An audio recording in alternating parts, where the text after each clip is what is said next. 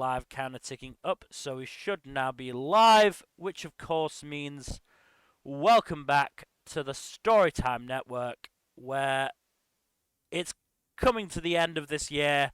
It was probably a better year than last year, if I'm being honest. Was 2022 any better than 2021? 2021 was quite bad. Depends on who you ask. Yeah. Depends on who. I got engaged.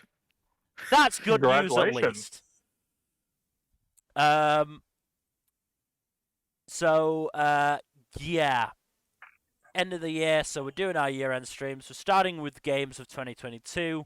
We have somehow managed to sync it up with the fucking Game Awards again, which Which was is truly good. incredible, honestly. not our intention, honestly, but, you know, if the shoe fits. So I can't remember if we did actually do this last year or not, but I'll state it explicitly this year. Some of us haven't played very many games from 2022. As a result, we'll be discussing games from other years that we just played this year. It's mostly just me. No, I also barely played anything new this year. None of us played anything new this year. Gen, you played the most new things from this year. By This is far. Funnily enough, I think I'm the only one who played a Game of the Year nominee, and and it was Elden Ring, which I played for like 2 or 3 hours. I mean, a few games on my list were actually nominated. Oh, okay. I've played Game of the Year nominations from other years. Like, I mean, just looking at the Steam list for Game of the Year the nominated titles include Citizen Sleeper, Stray, Norco, Metal Hellsinger, Return to Monkey Island. Return to Monkey. You got God of War, Data Boy Part 2, Electric Boogaloo, which none of us have played because it just came out. Communism Simulator 3. Oh, come on, fuck off, Steam. Why the fuck are you including Hogwarts Legacy, which none of us will be playing? Not only will none of us be playing it, it hasn't even come out yet. Yeah, that's why I was saying fuck off, for 2 reasons. Like, I'm not surprised that they, they'd include it, but, like, the fact that they're doing it now, when it hasn't even come out, nah, fuck off. They're doing the same for Starfield as well. I mean there Starfield is a most anticipated, I think. Yeah. The fact that past Deathloop was a winner. I forgot. Yeah, we mentioned that. We mentioned Tales of Arise last year as well. List, right? Not on this year's list, because we discussed it last year. Oh, right. I just wasn't paying attention because I didn't play it last year. I mean, we discussed it from the perspective of me having watched somebody else play it, but, you know, we did discuss it. I think we mentioned Disco Elysium last year as well, which was a winner in 2019. Yeah, it did re-release in 2019. Oh, hey, Return of the Obra Dinn won in 2018. Is a huge fan of Disco Elysium. Yeah. I am, in fact, yes. So yeah, there are genuinely some past winners on this list that I have just included because I'm playing them this year. So look forward to that. But we begin with one from Gen. And did you get this one, Jack? Card Shark. Maybe. I own it, but I haven't played it yet. Right. Okay. Card Shark.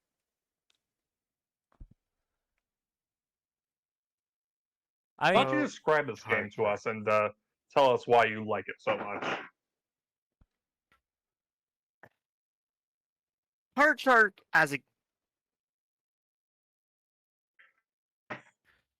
Card Shark is a game that is mainly good because of its stylistic choices. It looks like a painting from pre-revolution France. Yeah. Hmm. And like the game isn't the game is all about cheating at cards. You are some random orphan kid during the reign of Louis the 15th, and you just cheat at cards your way through this period of France. You start off cheating like normal rich people. You cheat Voltaire, I think, at some point, Worth and it. he's just like, Right. "This is fun. This is lovely. I'm having a great time. Cheat some more." Fucking love Voltaire. And then you eventually end up cheating your way up to like the king himself. Nice. Um, and like the game, it's not built on this idea. It's not.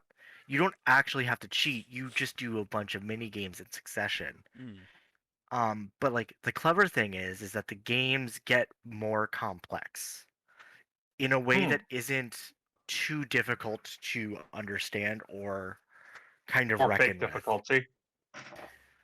Right, like it ramps up in a way that's appealing, Yeah. Hmm. which is much like better than some other games. Like first off, like you learn how to do like the first thing you learn is how to like look at a like pour wine so that you can look at the hand of an opposing player Mm. and then report back. Yeah. And then eventually you need to remember like, okay, this is how you do like the suits, and now how many high cards do they have, how many low cards, Mm.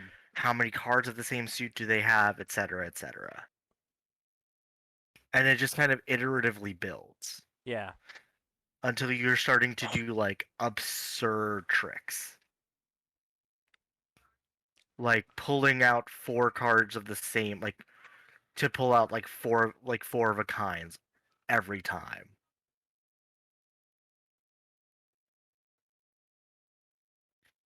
And like the game itself, like the narrative is you were a part of this conspiracy to uncover corruption within the king's court and also like essentially prevent Louis the 16th from taking the throne. Was Uh, 16th the one who got killed in the revolution? yes. Yes. Okay. Yes. Yes. The one with the huge dick who was also not um sexually interested in Marie Antoinette. Okay, good for him. I Mhm. mean, he got his head cut off, so not good for him, but you know. Yeah, and all that said, but like part of the game is you like you see the struggle of the common folk and the lavishness of the rich. And Timely. it's very good. I will like the narrative is very interesting Mm. and like it is your standard like am I the orphan am I the like secret love child of the king or not? And like there's that question. Mm-hmm. But the game actually lets you pick. Okay. Ooh. Like spoiler warning, like at the end of the game, it's you you are playing one last game of cards. Mm-hmm. It's you, the King of France, your mentor, like I forget the name of the mentor, but someone who is like essentially a functioning revolutionary, like a rich revolutionary. I mean, it sounds like the start of a bad joke. Like, the king of France, a revolutionary, and an orphan walk into a bar. Right, and there's a fourth player, um, the disgraced spy master. All right. Interesting. And so like you have these four players at the final game, and like their actions will determine the fate of France. Like the stakes are made very clear, Hmm. and like you can pick like, do you hold up the monarchy? Do you support revolution? Or do you play to win? Hmm. And I chose play the revolution, and Viva la Shocker. Revolution. like it was said that my earnings from the game, it's like part of the game's mechanic is every time you win money, you can go back to the roaming Roma camp, Mm-hmm. like the camp, like a traveling Roma camp, and give them money, which they will then spread through the various towns and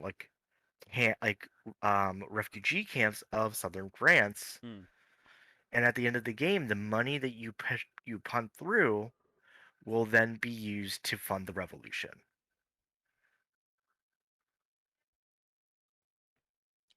Interesting. Like when you first told me about this game, it sounds really interesting. Yeah, and you also play cards with death because death is interested in your bullshit. Look, I'm just waiting around for that fucking fat cock guy to get his head cut off. Yeah, I'm down for a few games. I mean, literally, it's like you wake up like so. This is the mechanic that the game uses for if you fuck up and you want to, move forward, like you want to retry. Yeah. Um, you get to you get to play a game of cards with death, and it's often a game of cards that's very difficult, but based on the trick that you just had to do. Mm. Um, Funnily enough, its death is depicted as a skeleton woman with your color hair whose head is on a platter. Ah. Take that what whose head is essentially cut off. Mm. Make of that what you will. Yeah, but Um and like if you choose to the cool thing is if you choose to, say no, I'm good. Death wipes your save. You start from the beginning. Wow. dang. And I thought that was very clever. Yeah. You don't get to fuck around with your video game owning privileges, human. No, and the other thing is you also don't get to there's always this sense of danger, right? You can always it's this sense of you're betting it all, Mm. and the world is out to get you in a real way.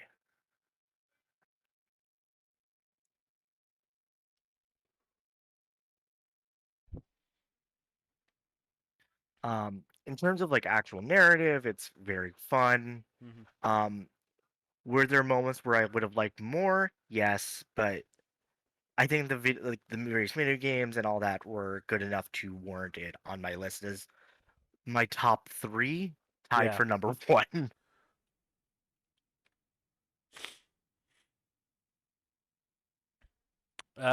Well, as I've said before, it sounds like a really interesting game. I need to get it at some point. It's very good. I think I was waiting for it to be on sale, but then I think I forgot to wishlist it, so I'll do that now. Probably a smart idea. But I will absolutely wait for a sale and then get it. But moving on to a game that I have not heard of at all, Citizen Sleeper. Oh boy.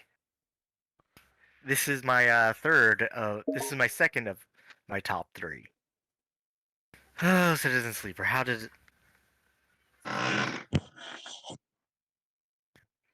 uh, Citizen Sleeper is how to describe it?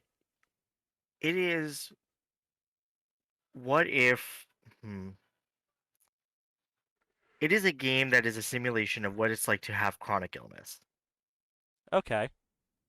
Um, you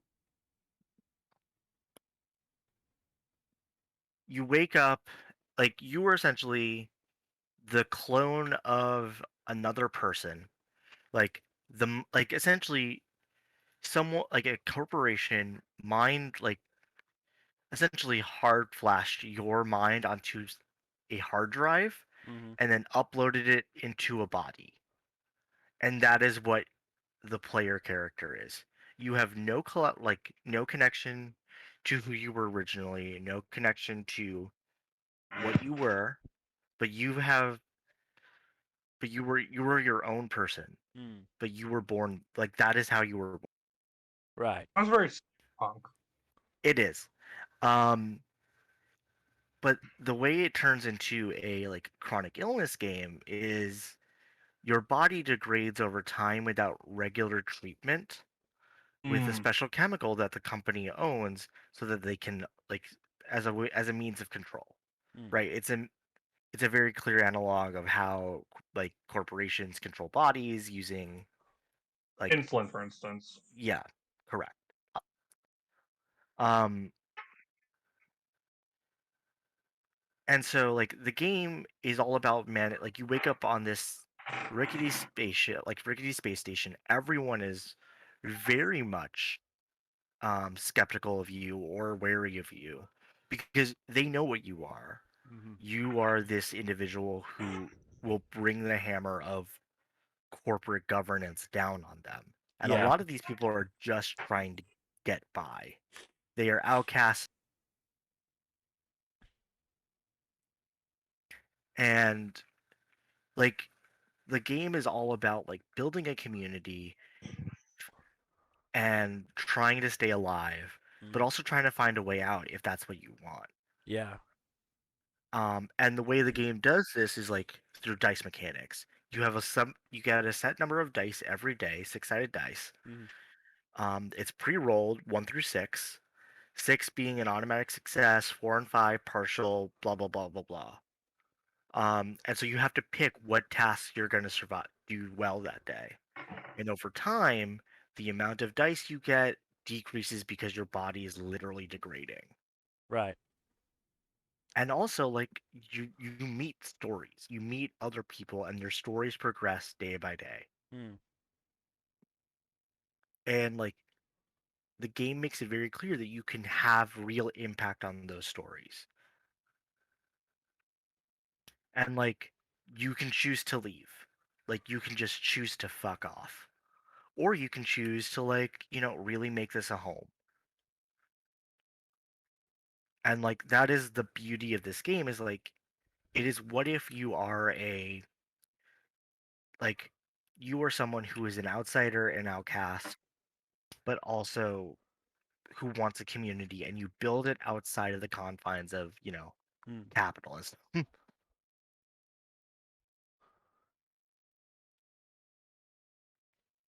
Oh, it's You another. know? Yeah. I mean, it's Hmm. another one that sounds really interesting, both in in terms of the narrative as well as the gameplay.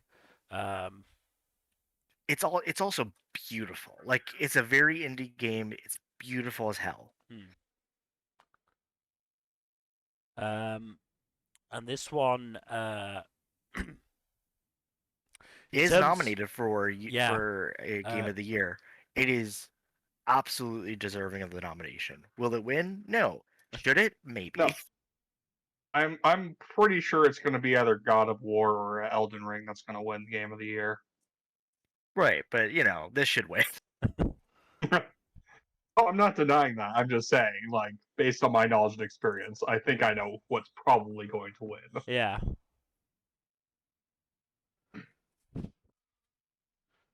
So you're saying this is better Cyberpunk than 2077? It's yes. This is what Cyberpunk 2077 wishes it was. I don't know. Cyberpunk 2077 seems like it wishes it was a really edgy Call of Duty knockoff with extra tech and guns. Yeah, and that's just functionally not what Cyberpunk is. I mean, Yeah. it's pretty cyberpunk for us to pay what is it, 60 $70 for a game and then not be able to play it Yep.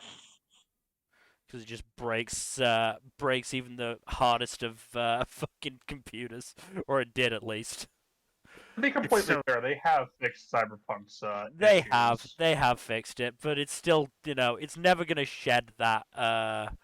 It's reputation that it gained in those first few days of holy fucking shit, you require a supercomputer to play this properly. Yeah, and this is why you don't crunch, people. This is why crunching is bad.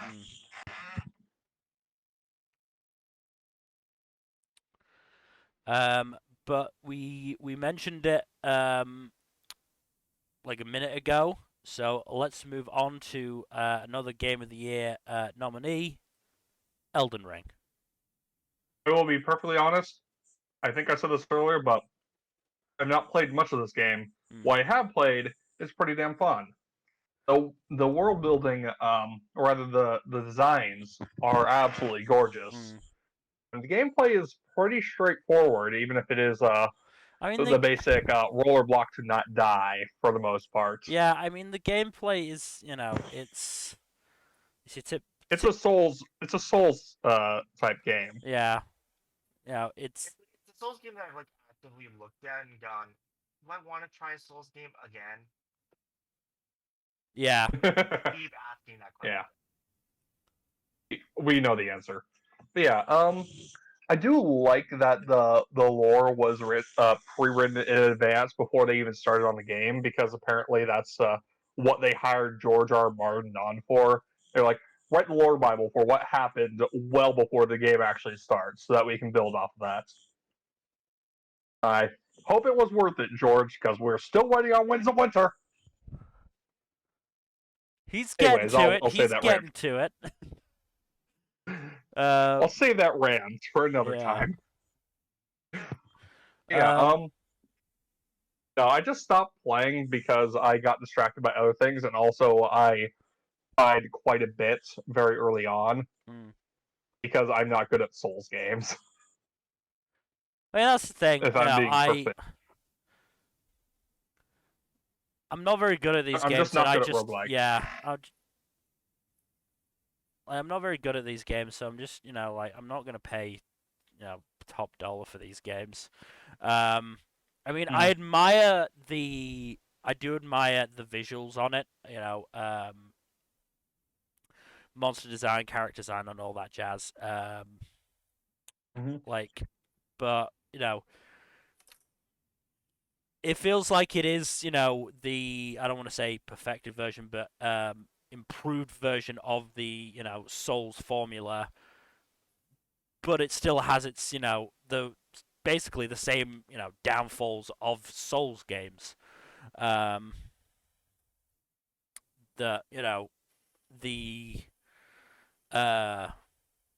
skill entry level can be too high for some people. Oh yeah, no, the skill curve is absolutely on games like this. It's one of those games where like I am interested in what people think about it and like the discussions around it, but I'm probably not ever gonna play it. Yeah. Understandable, honestly. Like, I'll probably get back to it at some point, but it's difficult because it is a very tough game. I mean, I just, in the genre of Souls-like games, I don't prefer the original. I mean, I do have Sekiro, and I do intend to play it at some point, but I cannot, actually see myself going out and getting, Dark Souls 3 or Elden Ring. Honestly, like, it's just. Yeah, I mean, after having tried Sekiro and like Dark Souls 3 and Dark Souls 2, I think I've realized I don't like these types of games. As fun as they are to play, I think they're just hard for me to parse. I think there is also an element of these, Souls-like games, or certainly the Souls games, From Software. That's the company, isn't it? Yeah, From Software. They absolutely have, have a narrative. They have world building. They have characters, but it's just done in such a way that it doesn't feel easy to find and easy to like understand and really tie everything together.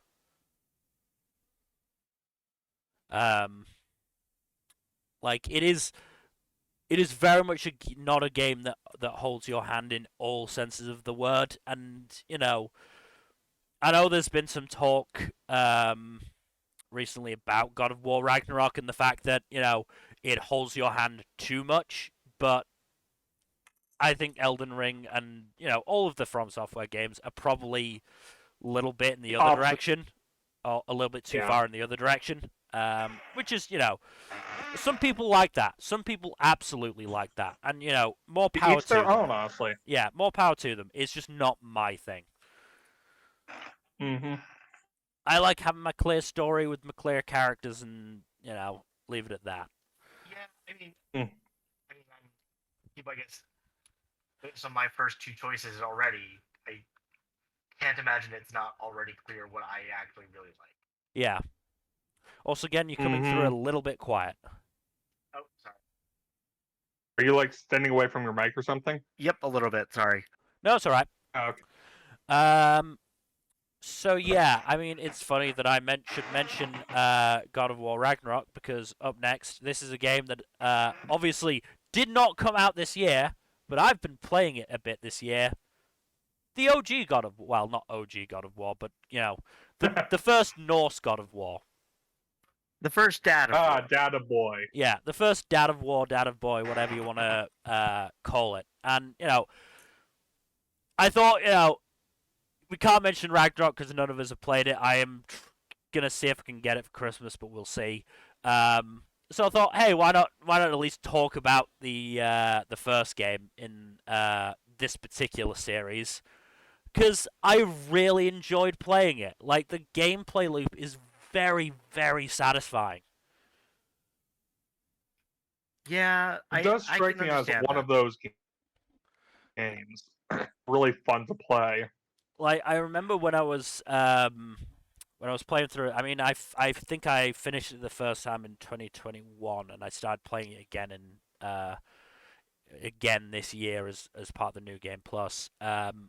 But I remember the first time, I spent several hours one day just playing the Muspelheim trials, just because I was genuinely enjoying just destroying all of the enemies as fucking old man Kratos.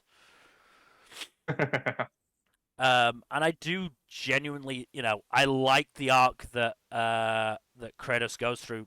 Not having played the original God of War, the Greek series, basically. Right, and I have. I'm pretty sure a lot of people. Yeah. And I mean. Oh, sorry. I mean, I remember when they first came out on PS2. Like, I remember when God of War 3 came out. Yeah. On PS2. But I do think it does a really good job of of making it accessible to people who haven't played the original set of games. Yeah, that's what I've heard as well. And the big moments, like, again, spoiler warning, when when Kratos brings out the Blades of Chaos. Again, as somebody who didn't play the original games, who didn't know exactly what went on, I had a general idea, obviously, that Kratos goes around killing gods and, Zeus is his dad and all that jazz. I had a general idea, but I didn't know any specifics, really. But that scene still hit really fucking hard, and was a really cool addition to the gameplay. So, I'm absolutely looking forward to playing Ragnarok when I get the chance.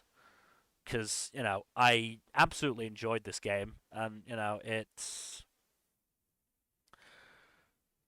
it's a good game in both gameplay and narrative is all I can say. And the music's good as well. I enjoyed the music. And a special shout out for fucking having just Mimir's head hang from Kratos' belt for, 2/3 of the game. Like, that's just fun. Great. Just having a snarky Scotsman just, giving lore updates. Very good. I enjoyed that. Yeah, and like something I've heard about like the more recent God of War 2 is like there's a lot of accessibility options. That was true even in the first one of these. Yeah. That helps a lot. That's definitely a point of the series' favor. Especially when you consider this against, say, like like any of the Souls games, which, well, they might have some, they don't really have much. Mm. They're also just infamously difficult in general, even for able-bodied people. Yeah. Right. Which is like, sure, that's going to appeal to hardcore gamers, but it makes it difficult for a lot of people who are outside of that group to really enjoy a game like that. This is unfortunate. Oh yeah, it is. I mean, certain amount of respect to a game that knows what it is and is unapologetically that, but at the same time, yeah, the barrier to entry for Souls games is pretty fucking high. You have to be a really good gamer to get through those. I think you have to be a really good gamer, but you have to You have be to a be certain adaptable. you have to be adaptable. You have to be a certain type of gamer, I think, and it really punishes people who aren't. Right. Yes. And also, like, it's hard to do that when you don't have a lot of time on your hands. Yes. Mm-hmm. It's not friendly to people who have busy schedules. Yeah. To be Like- fair, neither is like me. neither is God of War. To be fair, But Yep. I think God of War is a little bit more friendly, partially because of its success, partially because of the way it's designed. yeah. I mean, again, it's an element of God of War is your typical RPG. It's got quests, it's got markers, it's got a compass up at the top that'll point you in the direction you need to go. So that if you do come back after a long time away, you're like, okay, I'll check the quest log, see what I was doing last time. Okay, I was doing this. Where do we need to go? This way. Okay, good. I can get going. If you're away for a while from something like Elden Ring, you just end up in the middle of nowhere, and you're like, God help you if you are. what the fuck was I doing? Okay, I'm gonna fight this guy. Oh god, I've lost all of my muscle memory. Oh no. You were SOL. Yeah. So, like, again, I feel like we've been shitting on Elden Ring a lot for a game that is But like good, but despite all of that, right? Like Elden Ring actually has a good narrative. It's got good visual design. yeah, Like from Some what of the I've characters seen, like really good. the gameplay is like you said, Jack. The gameplay loop is really good. There are ways to like tease the system in a way, like have it be easier. You do certain play styles, Everything etc., I've etc. heard is substantially more accessible than, say, most other Soulsborne games, as I said, I think it's which I've heard have a much steeper learning curve than Elden Yeah. Ring does. as I said, I think it is a definite improvement on the Souls formula that From Software has developed over these last, what is it, 10 years? And 15 years, yeah. Yeah. I do think it's improvement. I just think it still suffers from the same problems as the past games in a certain sense. That's kind of unavoidable because that's Yeah. the gimmick. Yeah, it is. It absolutely is. But we should move on from I think AAA. Again, this next game is the one that I've not really heard of. Have a Nice Death. Yes. Oh, that's definitely not AAA. No, Have a Nice Death is a roguelike in early access that went into early access earlier this year, and it says, "So, we live in a capitalist hellscape. What if the afterlife was also a capitalist hellscape?" No, And that's not fair. That sounds horrible. That's not fair. You And can't the do that. CEO is the Grim Reaper. You're making me very nervous, man. Sorry, every time I Grim from Billy and Mandy. But like, it's fun because it's cheeky in a way it recognizes the absurdity of the concept, right? Like, you are the Grim Reaper, but you are a very like diminished Reaper. Like you're very chibi. like you fight various department heads because they're being assholes. Yeah. Like the first boss you fight is the security guard of hell, essentially. Um, That's fun. and it's got a good gameplay loop, very fun scythe like gunplay gameplay, a Metroidvania style like progression map. So it's not like so it's different from Hades in that way, but it's also got a good story that's interesting. Hmm. Good story generally helps make a game good. Generally speaking. Hmm. I mean, I've played games that haven't had much of a story and have been based solely around the gameplay loop, but those games I do tend to get bored after a while. Right, but this Mm-hmm. is also a good. This is like a very good like art style, gameplay loop. Um, there's like a weird narrative about it. With like, you know, the various leads of like the various department heads, like you know, disease, like contagious disease, infectious disease, war, natural disasters, um, gluttony. Um, there's like there's a hidden threat as Hmm. well, and like the game is and the crux of the game is Death just wants a goddamn vacation. Fair. Absolutely fair. Understandable. Um, I mean, how does it stack up to other roguelikes you played? I mean, you mentioned Hades. Well, Obviously Hades is a high bar. Um, yeah, Mm-hmm. Hades. If I had to compare it, it's so Dead Cells is like the next. Dead Cells and Hollow Knight are the comparisons I draw to the most. hmm, Hollow Knight because it's got the same color palette, same motif style, Seems yeah. like it has a um, very similar aesthetic too. and like also it's got a very similar gameplay loop Hmm. of roguelike Metroidvania style. Um, it's not as good as Hollow Knight, but it's better than Dead Cells. Mm. And I'm really eager to see where this goes, more so than I did when I played Dead Cells. Okay. Good to know. So moving on then to it's another game that I've played. It's another game that's not from 2022. At least this one's from I think 2021. Uh, Life is Strange: True Colors. Yes, I believe this was from last year. Yes, I do believe this was from 2021. So I started playing this because I watched No Whacking play it on stream. He didn't get that far into it. He was also playing on the streamer friendly mode, which took out all the music, which made it hilarious.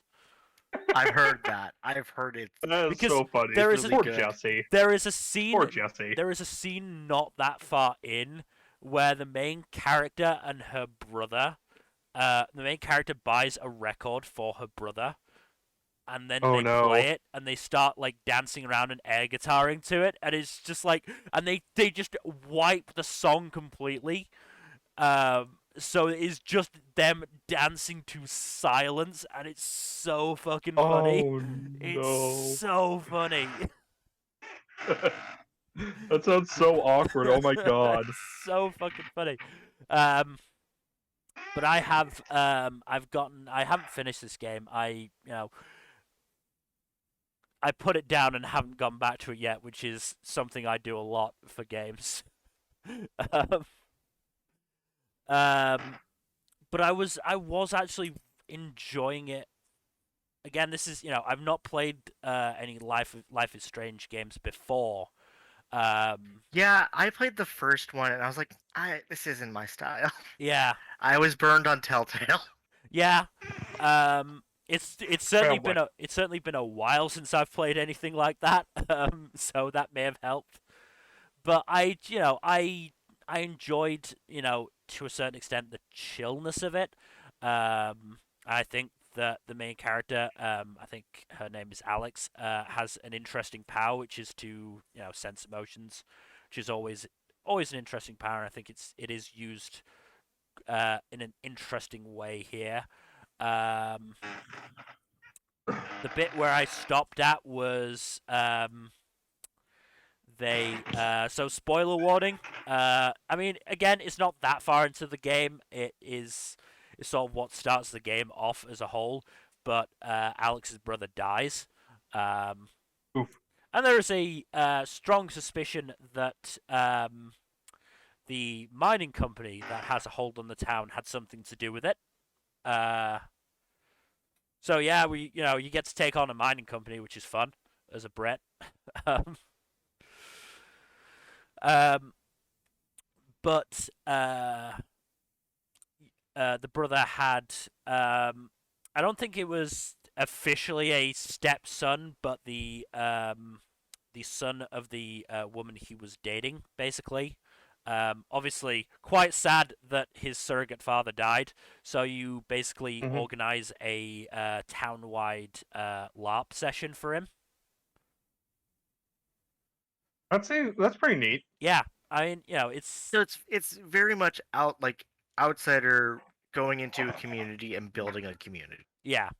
Um, I mean, it's less building a community. The community was already there. It's more it's very much an outsider trying to find her way in this community. Right. Like, But because that's still like a very common theme oh, it that I see in a is. lot of this kind of media. Yeah. Oh, and it is. But I still think it's done relatively well. Oh no, 100%. Like Citizen Sleeper is very similar Yeah. in this way. Like it's got a similar narrative art. And the other thing that I wanted to mention for it, there was a little side quest in I think chapter 2. I mean that's the other thing about this Life is Strange. Obviously the other ones released chapter by chapter, which obviously spread out how long you could play the game. This one is still in chapters, but it just released all in one go, which is quite nice. Don't have to wait for months for the next chapter at least. But in I think it's the second chapter, there's a really nice little side quest where you have to basically help somebody with Alzheimer's, basically retrace her steps to find something. Um, it's heartwarming and heartbreaking in equal measure because you are able to help her with your empathy powers, but you're also getting this real sense of this is a woman who is realizes she is really struggling, but doesn't want to let anyone else know, and is really worried about what will happen. Um, and I vividly remember it you know the way in which it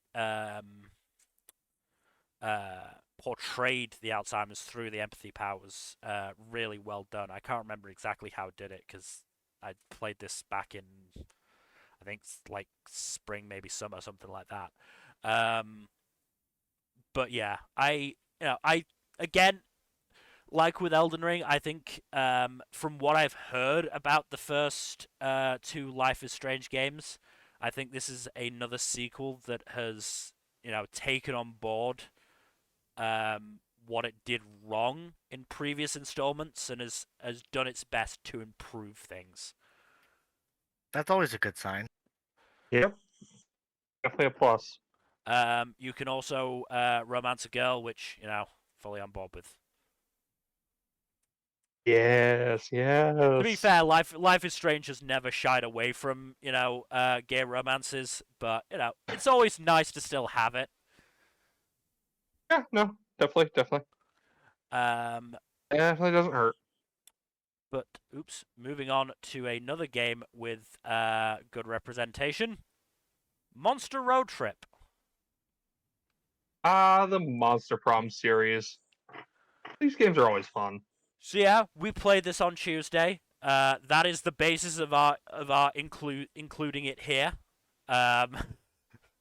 We said outright that is why we were playing it, so that we could fill out the lineup. Which in the end it didn't need that much filling out, but whatever. I mean, game. We fucked up at the very end and lost. I think which is unfortunate. I think it's interesting in that it does try and change up the formula. You're not trying to get a date, You know, obviously, you can try to get a date if you want to. You can if you want to. It's not even that difficult. You just have to put in the time, really. But and make an effort, but yeah, not too much actually. There's a difference between an entire game of you having to pick like really abstract statements to try and get certain stats up so that you can romance them, and just talking to them a few times at a campfire. Yeah. Or at a rest stop, I think it is. It's a rest stop, yeah. Yeah. And they keep the central gameplay loop of picking abstract statements to get stats up and losing other stats. In the base game, you didn't really lose other stats, which adds an element to this one where it's like, oh, you have to be very careful at how you manage your resources. Yeah, the resource management is a definite part of this game, one that we were not very good at. No. Okay, we got to the point where if we lost one of two different resources, we would be screwed, and we lost one of those, and we lost the game. I will rephrase. I was very bad at resource management. In your defense, I was also part of the problem. But I think you were worse about it. Yes. I mean, the real killer was my last one where I went for the gamble.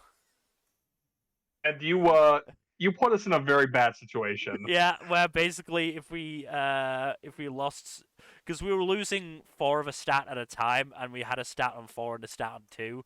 So basically, if we lost either of those stats, we lost, and then we lost one of those stats. As long as that was at 2, by the way. Yeah. I'm shaking my head at you. I thought the gamble was worth it, damn it. Clearly it was. No, it probably wasn't. Hey, my gamble paid off. It was Jack's gamble that didn't pay off. You put me in this bad situation to begin with. Don't put this on me. But you get to hang out with characters you know and enjoy. Scott and Polly are the ever presents in this game. You can meet other characters. We didn't really do the pick up a hitchhiker thing until the very end. But you can do that. So the rest of the cast, plus a few other of the side characters, are basically hitchhikers you can pick up at any point. Yeah. But I think what this game does more than the others is it does actually characterize the player characters. Mm-hmm. I think you do actually get more of a sense of what they're about than the previous games, where you are literally just making your own choices. Yeah. Because for instance, the conversations that you had with Polly, especially that last deep talk one, that was actually a really neat conversation. Yeah, it was a neat conversation. You really got a sense that Brian the Green Zombie is a chill fucking dude. Obviously, I don't know if that dialogue changes for if you have a different player character. But if it does, then yeah, I really like that. Yeah, it's really neat and adds a lot of depth to the game. Whereas the previous games generally characterize the player character as horny and wild, and that's about it. Yeah. So yeah, I definitely, I'm definitely, I want to play this game again, either Oh, same. as a duo or even maybe solo. Like I'm intrigued enough to try. Like the previous two games, like I enjoyed, especially playing with somebody else. But I never really felt that desire to play solo. This one I do actually want to give it a try solo and see what happens. Mm. See if I can get an I ending. kind of I kind of want to do that too. I have played the other games solo before, Mm, partially because I want to get the other endings, mm, but also the games are just really fun overall, and I like yeah. the innovation that came with this one. Uh, Also, I'm very much looking forward to what they do with the fourth game because that one is apparently going to be a winter camp. that'll be fun, yeah. Um, Yeah. but moving on to it's another one I've included just because I've just started replaying it recently. I think it's from 2017. Nier Automata. Yeah, boy. As I said, Oh, Nier. Robots featuring existential dread. Yep. Thanks. Yoko Taro, the game. Yeah, Yoko Taro the game. Thanks Yoko. Like this. I think I did get this. It did come out in 2017, right? If I Yeah. recall correctly. Yeah, and I think that was the year that I did play it. Let me think. You mentioned it was your game of the year for the year you played it. I think. It's a Nier Automata is really fun. It's just not a game that I like. Yeah. Yes. Which is fair. I did play the game the year it came out, and it was my game of the year then. And like I absolutely understand the gameplay loop not being to everyone's tastes. It's a platinum game. Yeah. I mean, I think this was maybe the third JRPG that I'd played at the time. I think the other two were Final Fantasy 15 and Persona 5. Because I think Wow, I really? I finished P5 and Nier around the same time. Um, and like of those three, Nier is absolutely my favorite. Nier is still one of my favorite games to both play because the combat feels really satisfying. Um, and I really like the characters and I really like the story, and it's I think the story is done in a really interesting way in that you do play through the first part of the game twice, first as 2B and then as 9S. And it's interesting to get that changing gameplay because they are, they do have different focuses. 2B is definitely more of a melee character, whereas 9S is, range and a hacker. Right, and also like they have different focuses as character arcs Yeah. too. Mm. And I actually the first time I played it, I bounced off of the change to 9S's gameplay because I am not good at fucking twin stick shooters. The hacking minigame? Yeah, I'm bad at twin stick shooters. As anybody who watched me play Owlboy can attest, I am bad at twin stick shooters, and so I was gonna recommend. Hey, Bill, you want to play Owlboy? no, I've played it. I was bad at it. I've seen you play Mass Effect, and if that, I'm not great at shooters in general. Twin stick shooters, I'm worse at. yeah, um, like I am very bad at knowing what to do with each fucking thumb. Like I'm just not great. But once I got back into it, and once I figured out maybe not the trick of it, but I got better at it. Again, I started getting into it and I started enjoying it. But the real plus of this game, it's the characters and it's the story. I got really invested in the dynamic between 2B and 9S. I got really invested in the story that they were telling. I got invested in 2B to the point that when spoiler warning, 2B dies and she's replaced by A2. I got quite sad. I was like, oh no, I want to keep playing as 2B. I don't want to play as A2. You can play as 2B in Final Fantasy XIV, the hit MMORPG. Stop it! I don't have the money for it. All the Shameless time. plug time. All the time. I should point out. Like, but yeah, like I genuinely really enjoy this game. I do want to try and get Replicant at some point, as well, but we'll see on that I've one. heard the Replicant's really good. It's Replicant, I think, is like the prequel to this game because it's the original Nier. Yeah. I also like that, in the year of our Lord 2022, we're still coming up with new secrets in Nier Automata that fucking Yoko Taro's just been trolling us about.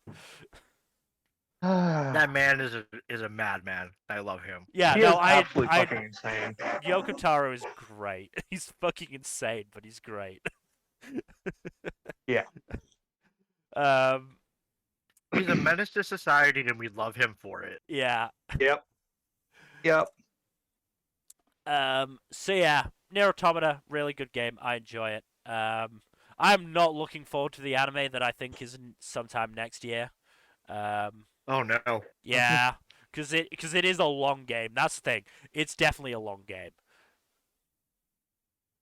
Honestly, the anime's only way they already could do it justice is if they do Endless 8. Yeah.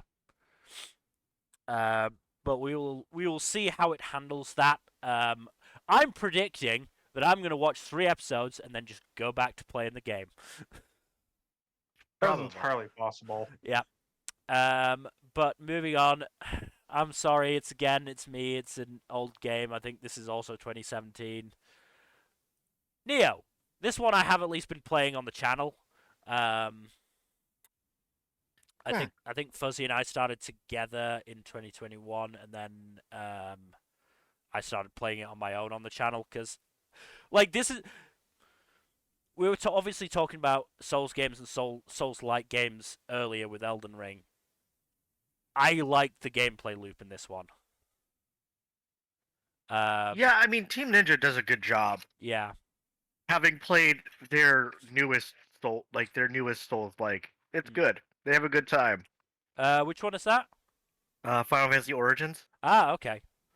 Which I think is later on. If you're talking about the one I think you're talking about. Yeah, Stranger of Paradise. Yep, that is later on. So we will discuss that at more length. But yeah, so I mean the thing with Nioh is that I got it on PS4, and I played it there, and then hit a wall and just stopped playing. Because again, I'm not very good at Souls-like games. There aren't that many games I'm good at. Souls-likes are definitely not one of them. And so I, hit a wall, bounced off, and didn't really go back to it. Because again, it's the same with the Souls games. Once you go away, especially if you are stuck at a boss, if you go away and come back and suddenly find yourself having to fight a boss, it is so hard to actually get back into it. Correct.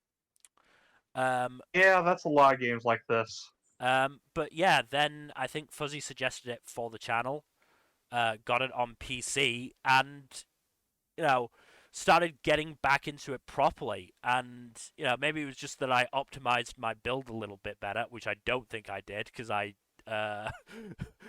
brought up all the stats equally, which was not the best idea probably. But that's never a good idea in these games. No, you gotta have a dump stat. Nope, I did not dump any stat. Thank you. The most I dumped. That's where you went wrong. The most I dumped was a stat that I just decided to level up last out of all of them. But I kept playing it. I kept enjoying it. There was only really one boss that I really struggled with, which was the Ogress, and I genuinely got frustrated at. Because it was a very tough opponent in a small area, compared to some other bosses.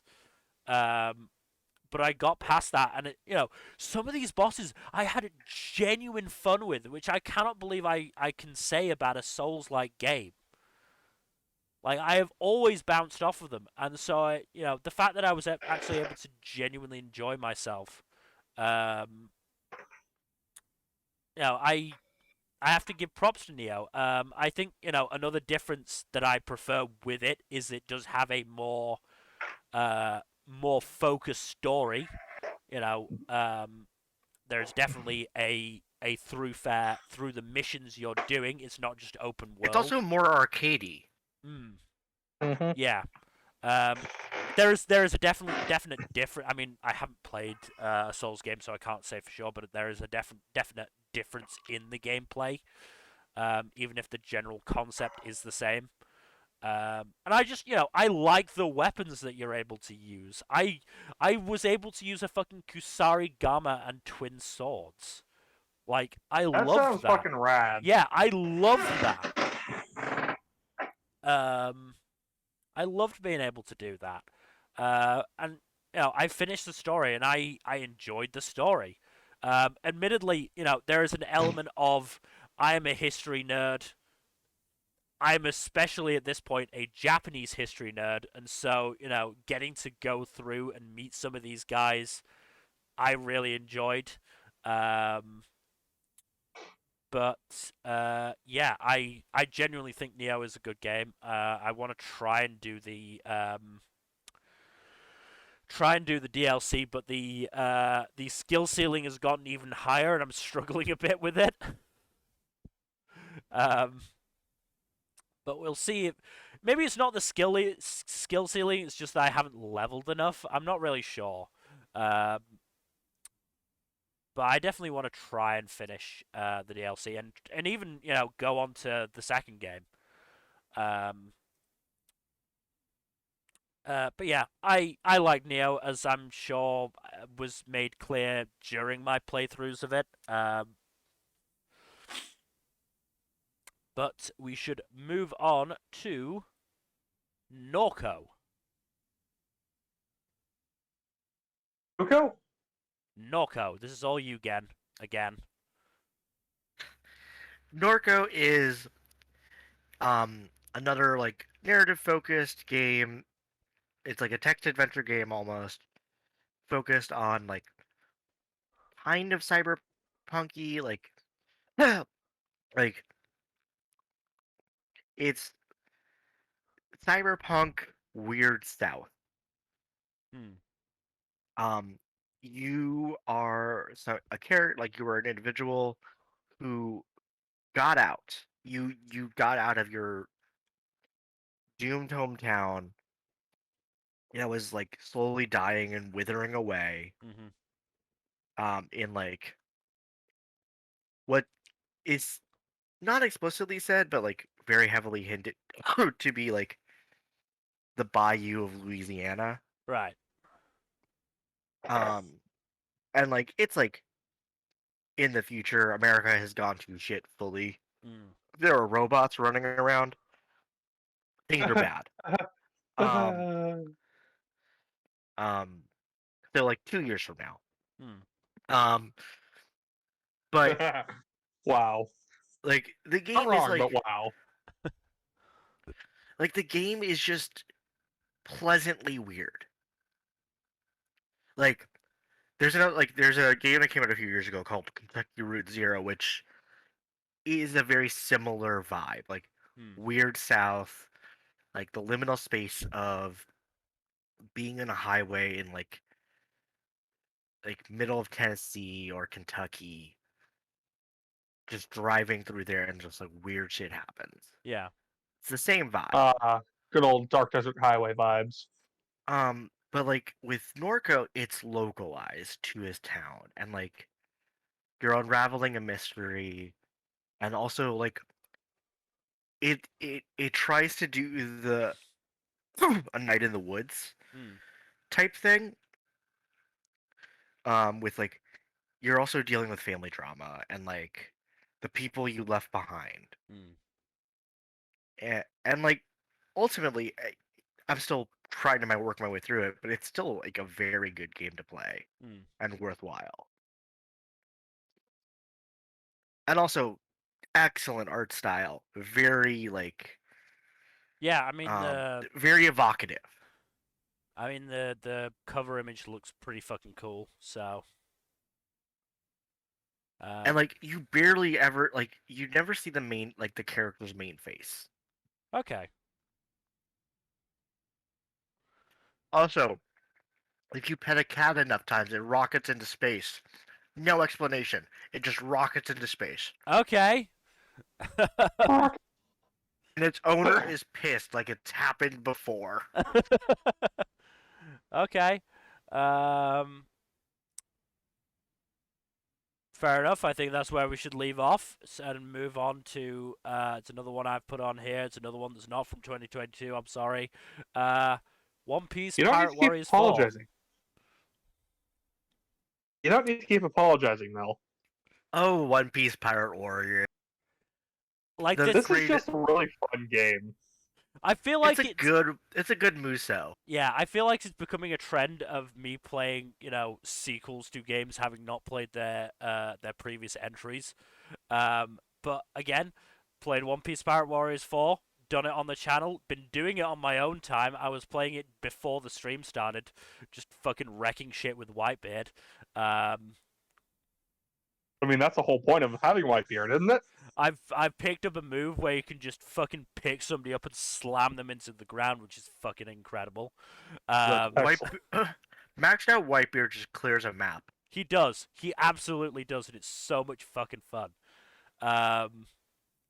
Yeah, this game is, it's very much the very much a power fantasy type game, as Muso games should be. The point that's is the point of Musos. Yeah, the point is that you are, for the most part, just barreling through thousands of tiny little enemies, and will occasionally come across somebody more difficult.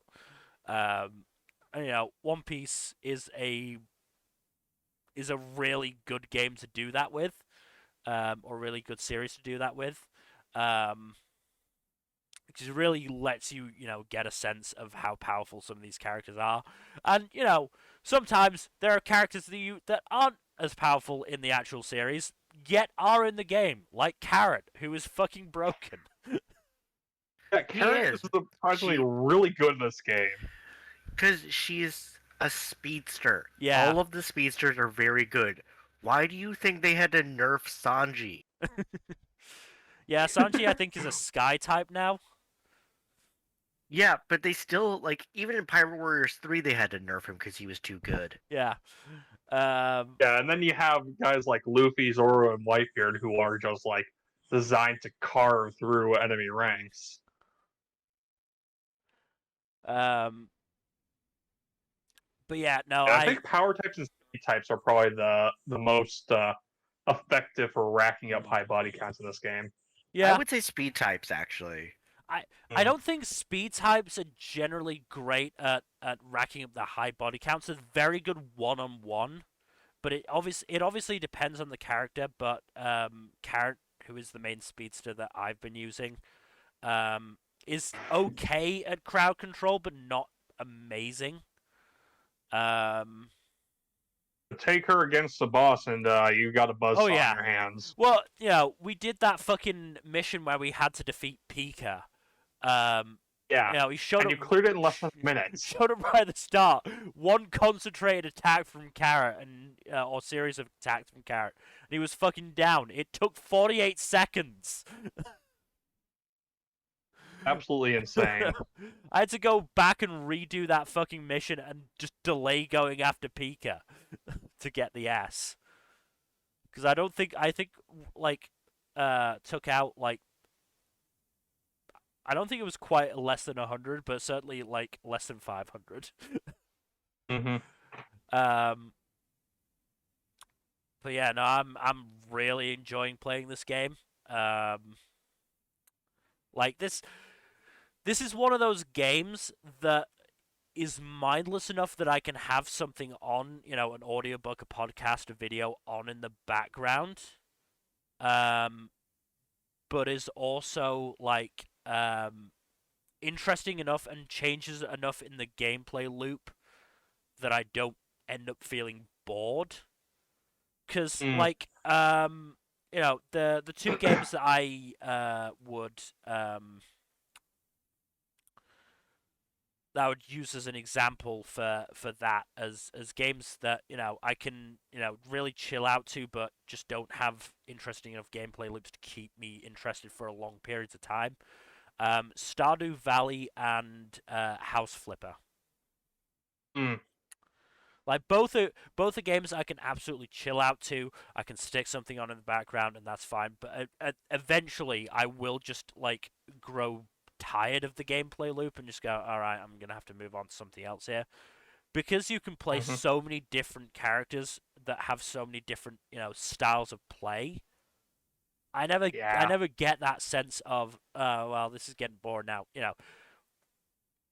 When I was first playing the game a few months ago, I was just going through things with Whitebeard. I was like, okay, this is getting dull now. As much as I love just fucking wrecking house with Whitebeard, it's getting a little dull. So I just changed characters. I started using somebody else. I started using Carrot. I started using Marco. I started using Luffy and Zoro. Like, I was able to, change things up so that I could keep playing and keep being interested. So I think that's a definite plus in this game's favor. And it's also, it's got a story mode. It's got a way you can go back through the story with any character you want, and then it's just got the free missions, which again, getting to change up, what you get to do. Um, so yeah, I have really been enjoying One Piece Pirate Warriors 4. I don't Uh, personally have this game, but I have a couple Muso games I'm probably going to get to at some point soonish. I mean, speaking of Muso games, I still need to get to Persona 5 Strikers. Maybe once I've It's okay. yeah. I mean, that's the thing. I don't think it's a great Muso game from what I've heard. It's From what I've heard, it's very much like the Phantom Thieves don't really vibe well with the Muso format. it Yeah. just doesn't really work. Like Haru is probably the best one at that, but not as fun. Oh, hey, Hades is No, getting a I've sequel. heard good things about the more recent Hyrule Warriors and Fire Emblem Warriors Three Hopes is games. good. Three Hopes is good, Yeah. but Yeah, I need to play that one. Yeah. But yeah. I've heard almost nothing but good things about Three Hopes, Mm. aside from a couple characters not playing the best.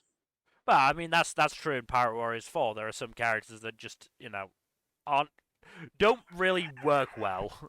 Yep. Just with how they play. But yeah, Hades 2 has been announced apparently. So have fun with Oh that when it boy. comes out. I know the fucking fucking gave fan artists will.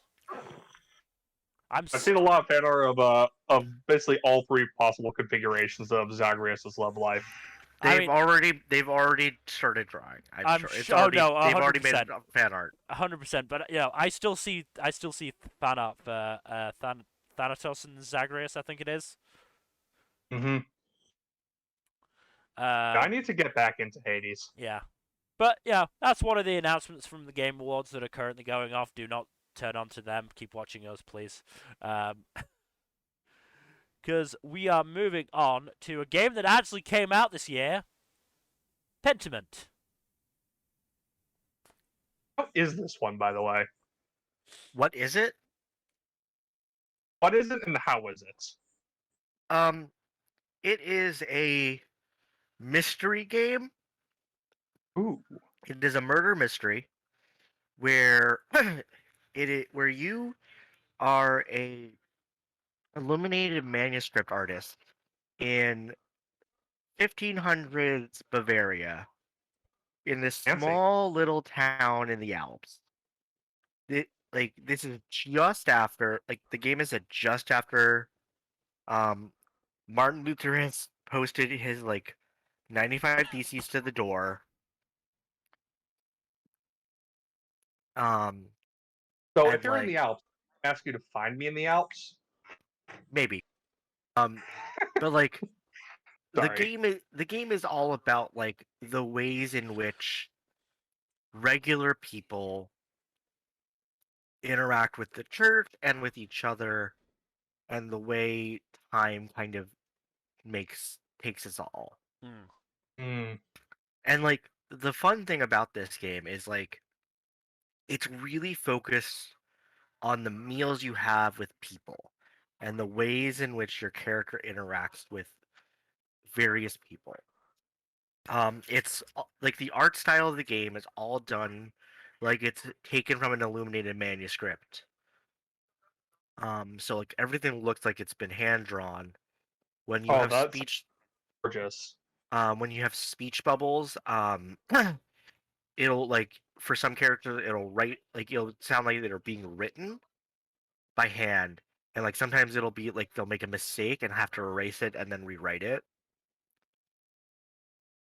And then like the way you also get like a very good sense of how your character thinks about the other NPCs by the way the speech bubbles look.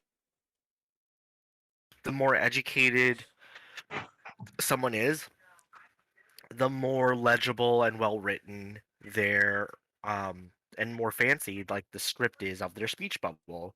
Whereas the less educated you are, the more scrawl like it is. And like Interesting. to the point where like a character he meet like a character so the main character's name is Andres. Andres meets a baron. He initially has a very low opinion of the baron's intelligence, and then over time like over a course of a conversation he learns, oh, he's actually very intelligent, and you see the speech bubble change the way it's written to match this changed Fascinating. estimation. And like the other big thing is like the game has you have meals. Like part of the function of the game is having meals with the various members of the town, and you see the different ways people of different social class, different means and halves, um, break bread and have meals and what they eat and what they talk about.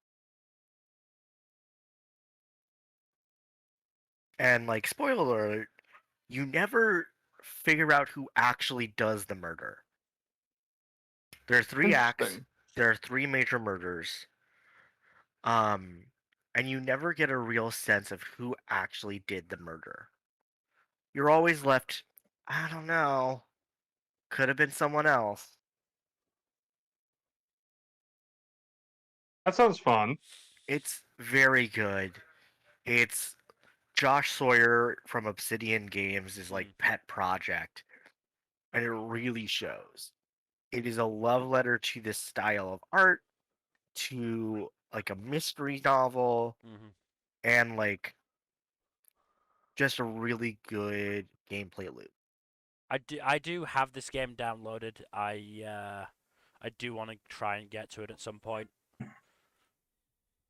because I've been listening to everything you've been saying about it. It sounds really good. Just watch the trailer they did for the Game Awards last year. It was Yeah. so good. Mm. It like stopped me in my tracks. It was so good. Yeah. I'm looking at it on Steam right now. The art style looks absolutely gorgeous. Yeah. And like the cool thing is like you start the game in a conversation with like you're in a dream sequence with the main character talking to four characters. Prester John, Plato, uh Beatrice, and Saint Gobain. Um all four of whom are key figures in like early Roman Catholic Church. Hmm. Prester John, obviously the king of Christians. Plato, the famous like philosopher. Mm-hmm. Beatrice, you know, Dante's And the lover and Inferno. guide Yeah. through, and then Saint Gobain, the fictional patron saint of fools. And like it sets the stage very well of like what the art like who are the characters you're going to be pulled between.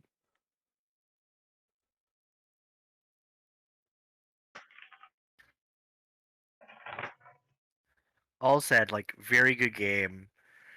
Really tries its best to lean into the art style and lean into using its art style and presentation to its full diegetic value.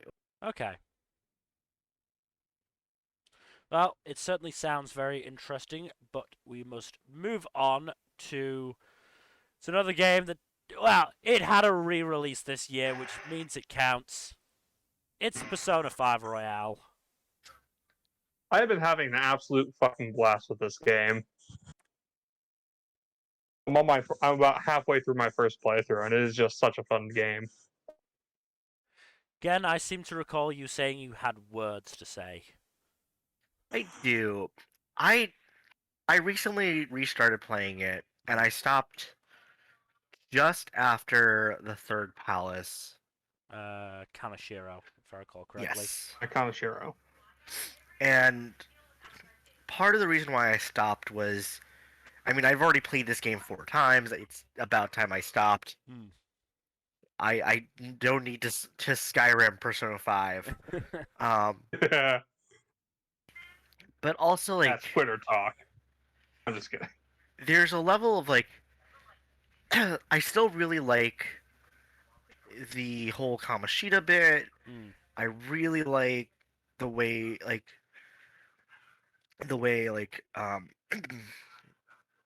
Makoto is like pressed up against what she thinks is right versus not, and like the ways in which various characters are struggling against the societal boundaries and custom social norms of their of their day, right? Yeah. Mm-hmm. But, and this is the big but, it's still Atlas doing JRPG horse shit. Yeah. And like Mm. those, like like Yusuke's introduction, Mona in his entirety, Mm. and like the Ryuji Mona bit, um, all of that just feels so much worse. Yeah. And like also like I think this was, like, I said this like before when I first played this game Mm. again, was it doesn't go far enough. Yeah. It doesn't do it. It doesn't commit. Mm. It's like it it's like making them like it'd almost be on brand if, like, at the end of the game Joker becomes a cop. Mm. Yeah, there's a lot of talk about, changing society. But they don't do it. They don't do much. The issue is that talk comes very much at the end of the game, and then the game ends, and we don't actually get to see what happened. And the point is that we don't have any faith that when they come back to with Persona 6, that this world is going to be any different from what it was like in P5. No, and like even And part of that is just they need to have antagonists for Mm. P6 in a right, way but that you know follow that good old JRPG formula. Yeah. right, and like so the third semester villain. I'm not gonna spoil anything, Jack. Mm. Mm-hmm. But like that segment really does. Like I was like, why can't I just let him win? Yeah, He's well, doing the thing. there was a They're doing the damn thing. yeah, there was a certain element of that. Yeah. I mean, I can see why they felt the need to stop them. And I do think that final boss battle it's Oh, long, but it's good, and I oh, really like how they end that boss battle. it's anime as fuck, and it's great. Yeah, no, I really, really like the way they ended the boss battle, where where it is just Joker and the boss. Like, Oh, you know what I mean, it's again? great. Yeah, Yes, yes. yeah. Ugh. Like, I loved I that. will say, I will say, with regards to your not going far enough, I still do think it has salient social criticisms that it does stick by. It For, does, but like it can't help itself. The issue is that Atlas is not willing to push, and it's not willing to push in a variety of areas. You know, it at the very least calls out somebody like Kamoshida for being a sexually assaulting asshole, but at the same time, it still has the heroes trying their best to pick up girls. It still has you. Still, I know people like it, but it still has you able to romance all of the female characters. Right. Like, and also without their consent. Without their consent. If they consented, then yeah, I'd be okay with it. If it was an actually polyamorous relationship, then yeah, I could go for that. But it's obviously not. You are cheating. Don't you get the shit beat out of you if you try to romance multiple girls? Yes. But even you also you also like, immediately follow up Kamoshida with Yusuke. Yes. Like I love Yusuke I love Yusuke as a character. His introduction is pretty fucking terrible. Mm-hmm. At the very least, I do find that the villains so far have been consistently in keeping with the theme of, hey, a lot of authority figures in society are really shitty. No, and it does do that, and that's why it is so frustrating. To an extent that it doesn't let you actually. It doesn't feel like you actually change anything in the end.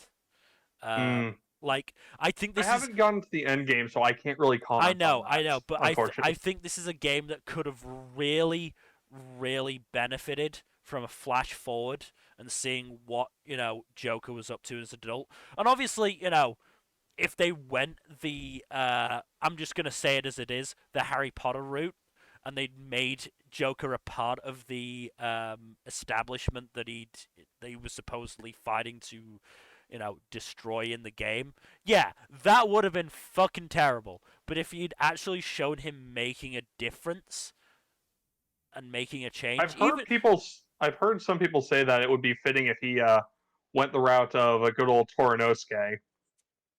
That could work, but again, sort of, in the sense of being a politician, I don't know how they would do it, honestly.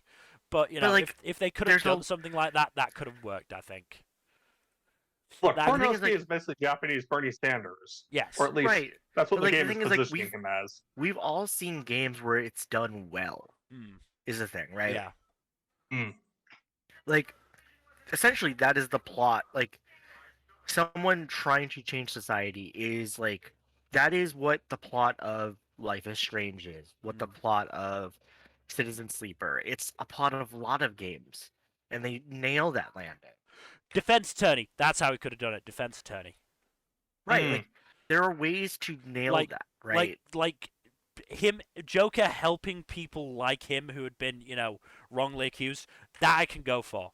That would be a really good ending. Especially if you had like a Matt Murdock type, yeah. Especially if you had like Akechi helping him out as like a PI or a Phoenix. Yeah. Like something like that. And if I had more faith, again, the issue is that it does, Persona does change its priorities. Like, again, I still think, and it doesn't need to be a flash forward like 5 years in the future. It can be a long time in the future, so that you're not wrecking Persona 6, Persona 7, whatever you want to, however far they want to go.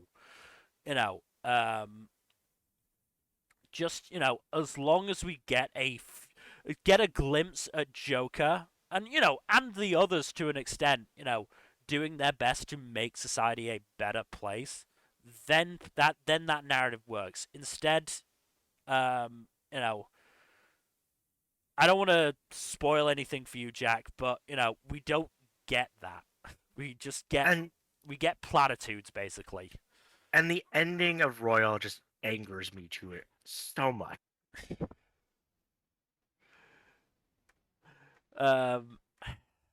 We won't get into that until Jack's finished the game, but yeah. Yeah, but like I said, I've been enjoying the game quite a bit so far. No, that's the point. I still like this game. I still really it's good. enjoy this It's game. well done. Yeah, it's again, it is a case of especially Royal is the perfected version of the Persona formula. Like we Mhm. just spent 6 months playing fucking P4 Golden. Yep. Royale is so much better than Golden in a gameplay sense. It was so frustrating going to Golden and not having those quality of life changes. Yeah, I Um, remember you being so yeah, mad no, it about is genuinely so many things. genuinely frustrating game to play as a result. And, as much as we can bitch about Ryuji, about Morgana, about Yusuke's introduction, I genuinely do think as a whole the cast is better than Golden. If Yeah, the nothing else, cast is really good. Royal doesn't have fucking Yosuke. Yep. It Yep. has Ugh. other problematic issues like the fucking drag queens, but at least And the cat. and the cat, yeah. Yep.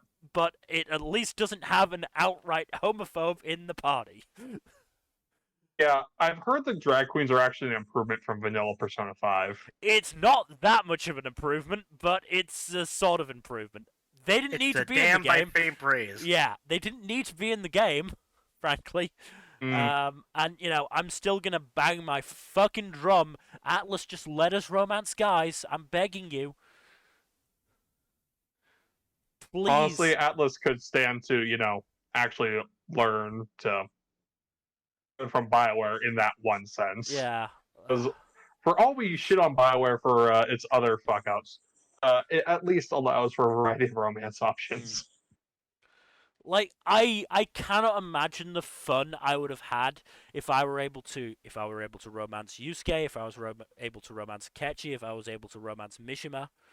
Um, like I would just be fucking losing it being able to go through romances with those guys. Especially Mhm. Akechi. Like an Akechi romance would have made so much would have improved the It would have been rest. so fun. Yeah, I'm it would pretty have been sure the so much fandom would have fun. exploded if you were able to Oh romance no, Akechi. yeah, it would have exploded, and it would have been like incredible. Also, if I you're mean, gonna the challenge point... societal norms, having a character be gay or Yeah. genderqueer Yeah, would have been an excellent way to do that. and Joker is a type of character that I can honestly say, like, I could see him as as genderqueer or gender nonconforming. He doesn't give a shit. Joker definitely strikes me as a nonchalant person who could easily be interpreted as bisexual. Like, Because you do have the option to flirt with several male characters in the dialogues. you absolutely do. I mean, the point is that to do an Akechi romance arc, you really wouldn't need to change much of his fucking social link. It is fucking drowned in homoerotic energy. So much homoerotic energy, and it's like such a shame that in Link 9 you don't get to go fuck you, fuck you. Right, let's do it then.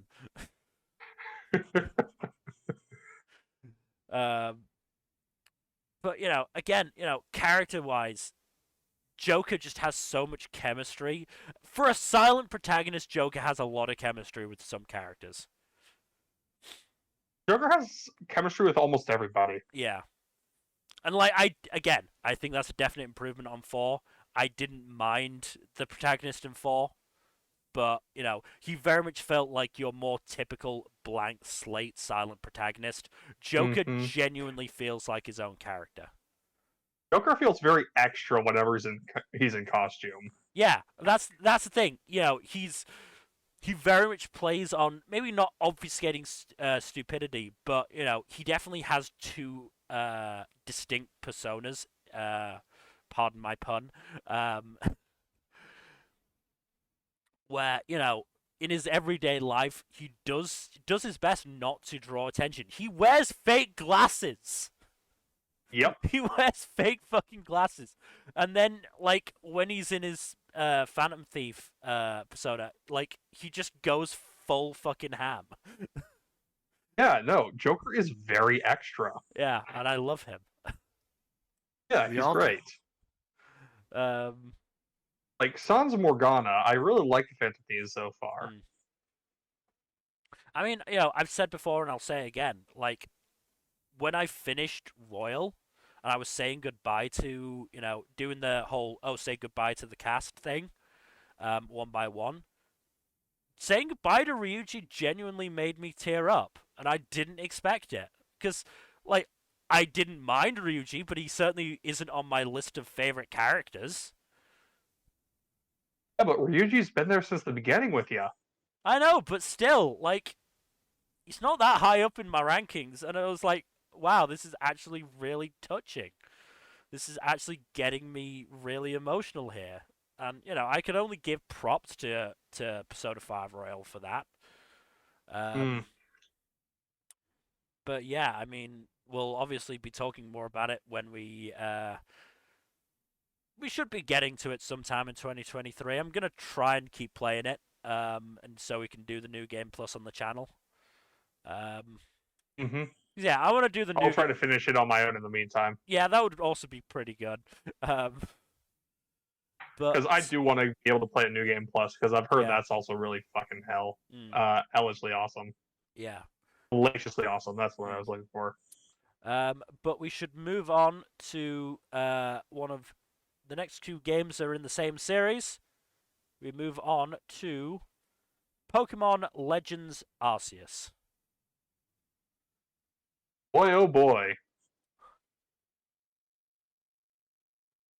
Honestly, I'm kind of surprised I haven't gotten around to playing this one. This is what Pokemon should be. That's all I'm going to say. This is what Pokemon should be. Mm. You don't want to elaborate on that at all? Just like Nope, talk that's about just how fun the game was to play? that's all I need to say. This is what Pokemon should be. Just wild ass fun times. Just it takes the fun of the JRPG-ness of what recent Pokemon games are trying to do, adds in like an open explorable world, and like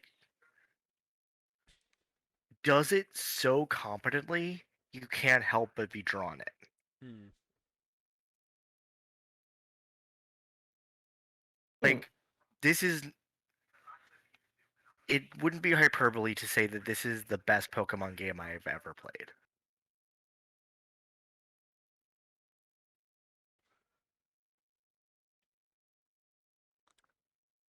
Like, is it a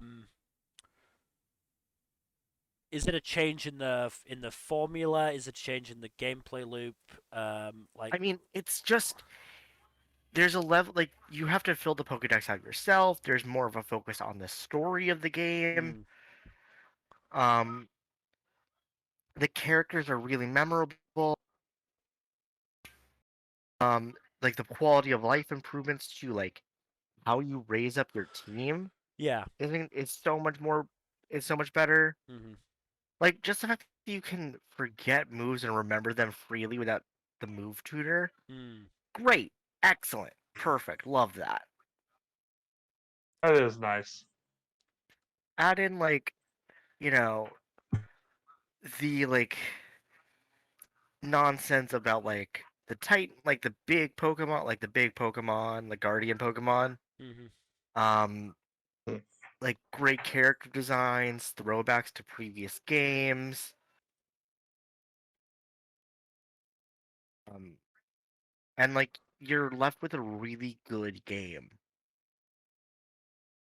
And also Ingo's there and he's just a sweetheart.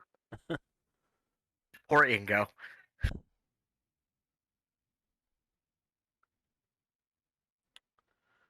Um, I mean, unless you have anything else to say, we can move on to the next one, which I don't think, needs much of an introduction.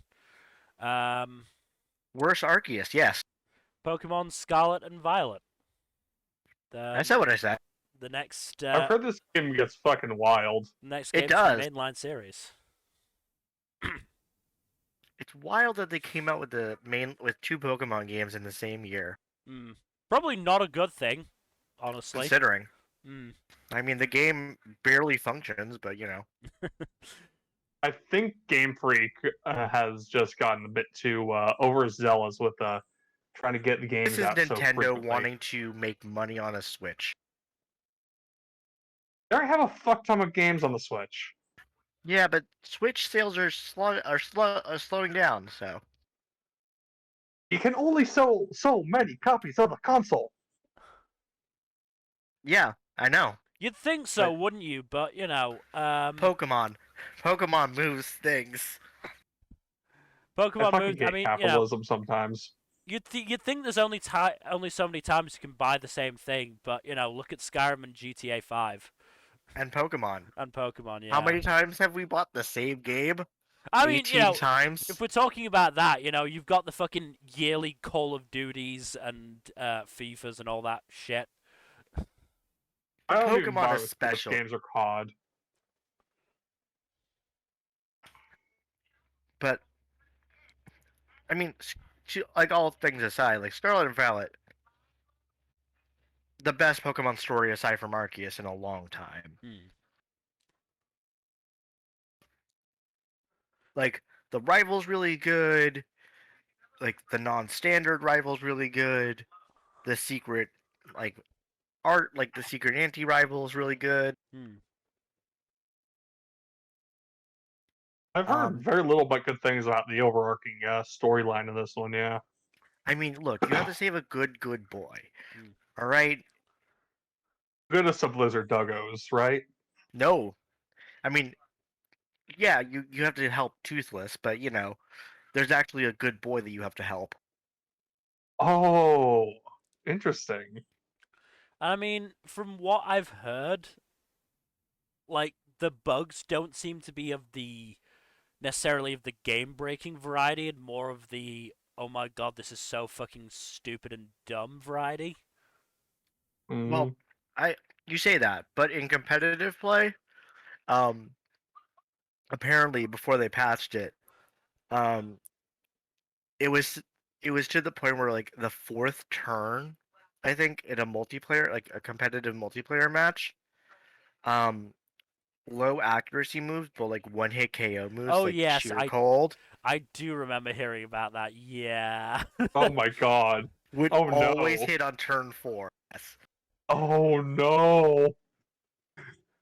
Oh, that is so hacks. Yep. It was very funny. It's competitive Pokemon. Who really cares? Other than so many people. Um, But like the story was really good, and yeah. like I know Lord and I were talking about it in like the Discord chat, but like Hmm. the end where like you're kind of like you're in the big climax, you're limited to a single Pokemon. It Yeah, I understand why that would be frustrating, Hmm. but also it thematically makes sense because there's only one other Pokemon aside from your starter who you've had since the very beginning.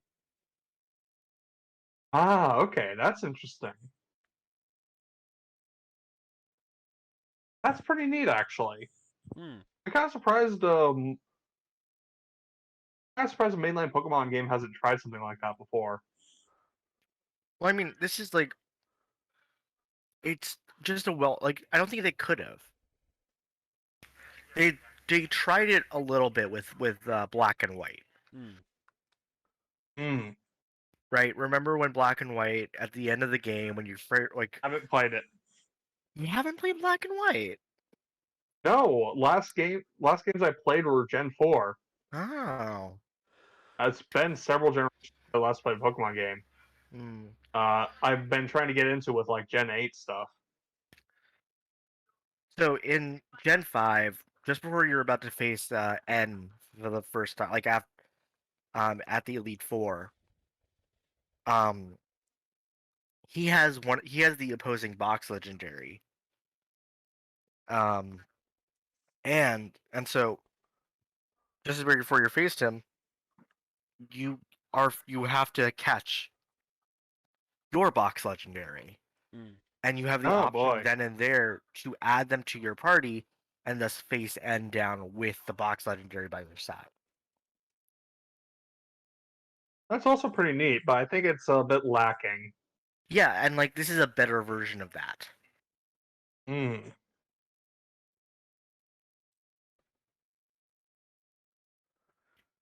And then like on top of that, like really interesting character designs. Um, you know, I mean, I saw that you can now create big buff girls, which is quite nice. Oh, yes, that's excellent. Actually, what? can you create them, or are they just around now? They're just For around. NPCs. Okay, they're just around. It's still an Yes. Which is improvement. still excellent. Still an improvement. And I mean, like the amount of buy panic in this game, Jesus. You're So, talking about Rika, Rika. aren't you? I mean, Rika, Grusha, Tulip, Mm. Dendra, Seguro, Salvatore. A lot of very attractive characters in this game. Your character's mother, the professors. Obviously. and don't you have like a Goku rival? Yep. You have a No, it's not Goku. It's Hisoka. Oh boy. Sounds fun. Nimona is Hisoka. Yes. Yeah. So would you say better than the last like Yes. mainline Pokemon game? Okay, good. I mean, Yes. you know, to a certain extent, that's all you can ask for from a sequel is that it's better than the game that came before it. Yeah, I've heard Sword and Shield are kind of overall.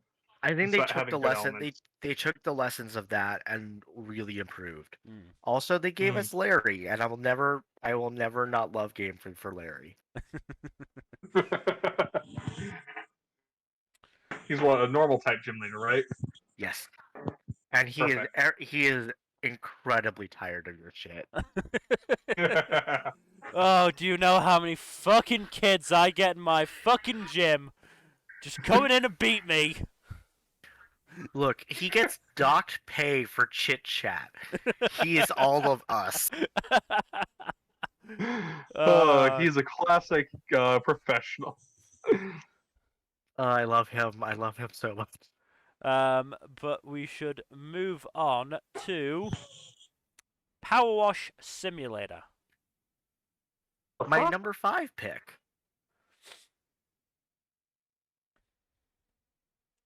The hell? It is. It is a game where I am at peace. Mm. It is satisfying just seeing a place get clean when you spray it with fluff. Mm.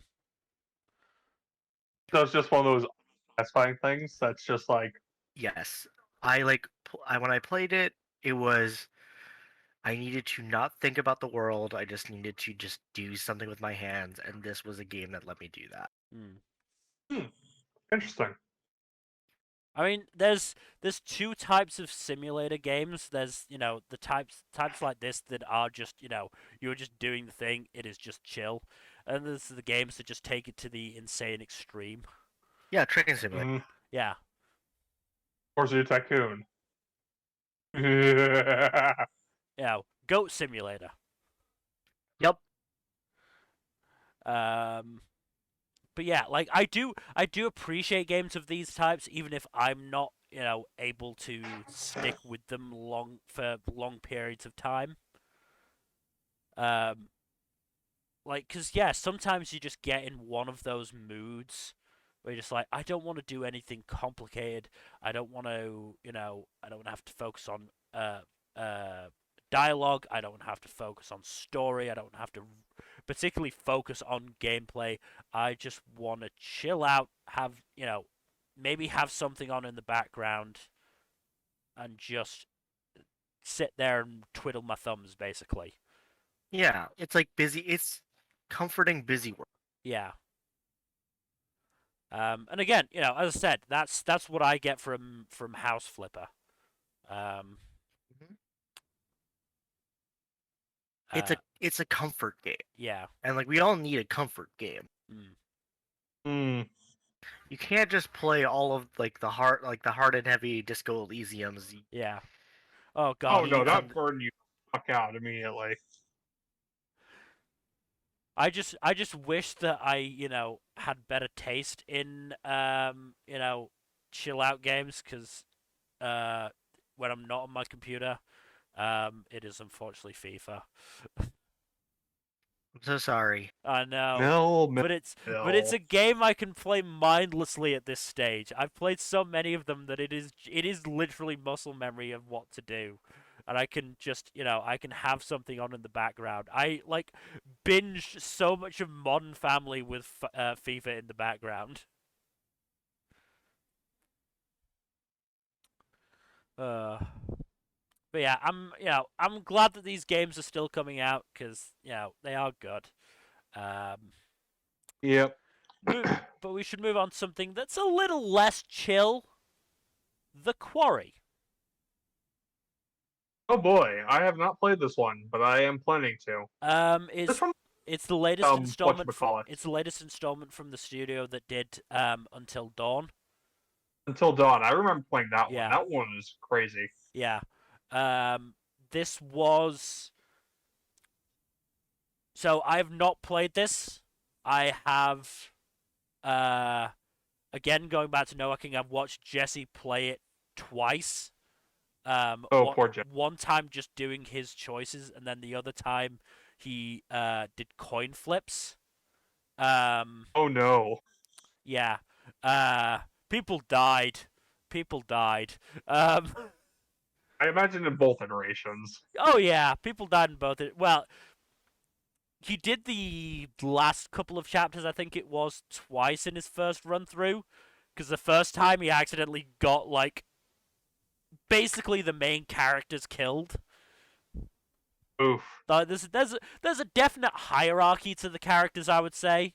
Um, and yeah, Jesse unfortunately got them killed. um, got the really important ones killed. So yeah, that was it. So once he'd finished, he went back and did those last two chapters, keeping them alive this time, and got to the true ending. Which the true ending is a little underwhelming. In that there's only one way to get a really good ending, and it involves killing Silas the Wolf Boy. So, Hmm.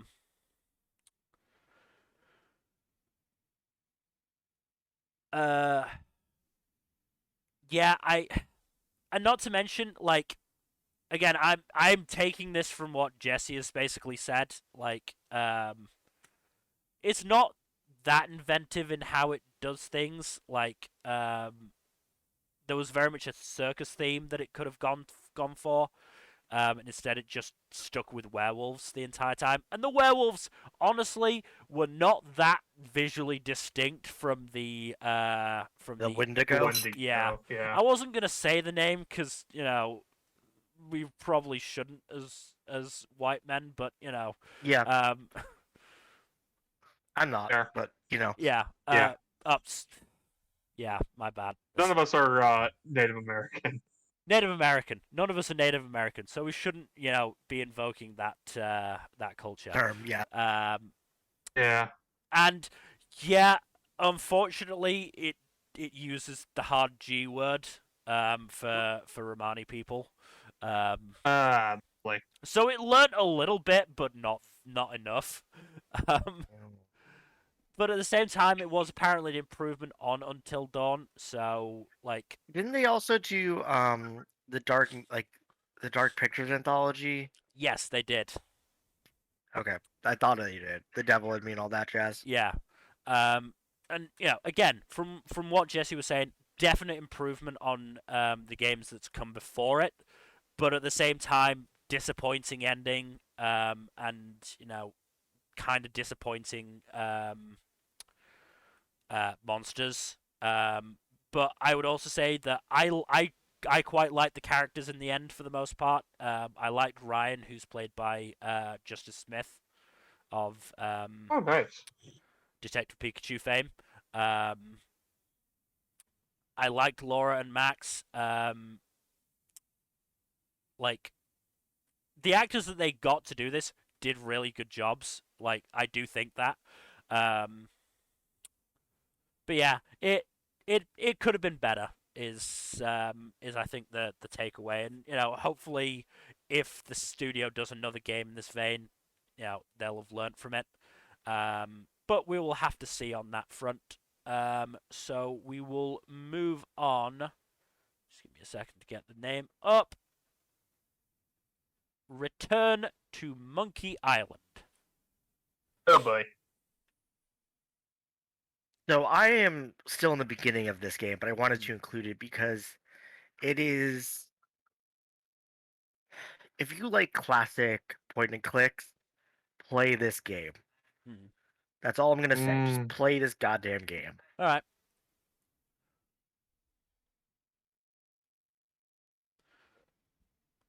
I mean, is it just a case of you explore an island with a lot of monkeys? Nope, it is a.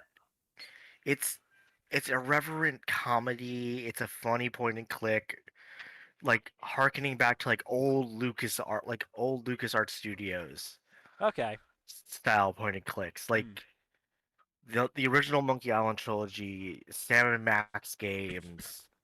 Um, God, what was that game called?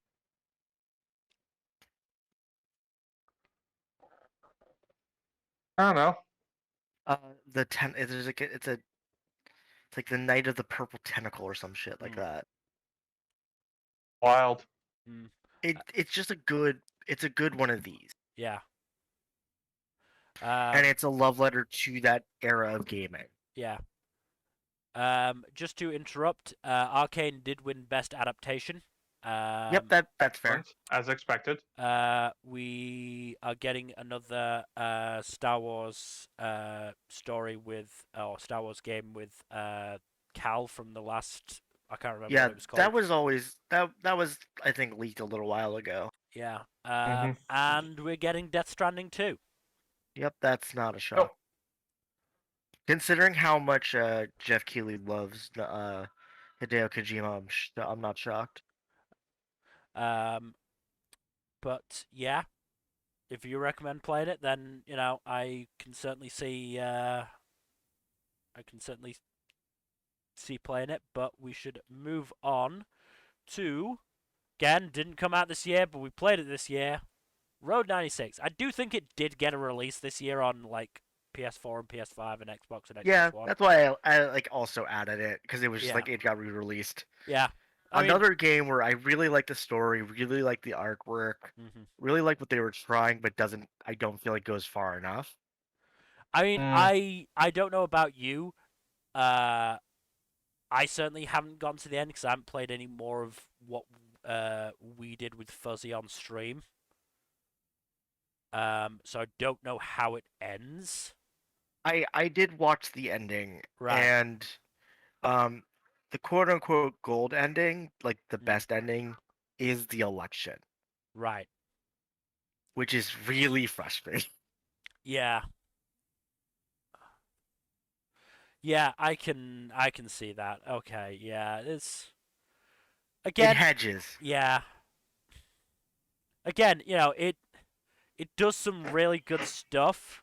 And the characters you meet are really good as well. They're all very evocative. Spanning the spectrum of the system. Like you get to hang out with the fucking political voice piece for the dictatorship. Yeah, like you get to hang out with Laura Ingram or the equivalent thereof. Yeah. And then like crazy two crazy brothers. Yeah. Stan and Mitch. Stan and Mitch. Who are just insane. You can definitely tell they took from the Web Bandits for that dynamic. They did. Oh yeah. And I love the Web Bandits. And just made them stupider, I think. Which is impressive considering they're dumb. Yeah. Stanovich are even dumber. Wow. Harry Um, and Marv. yeah.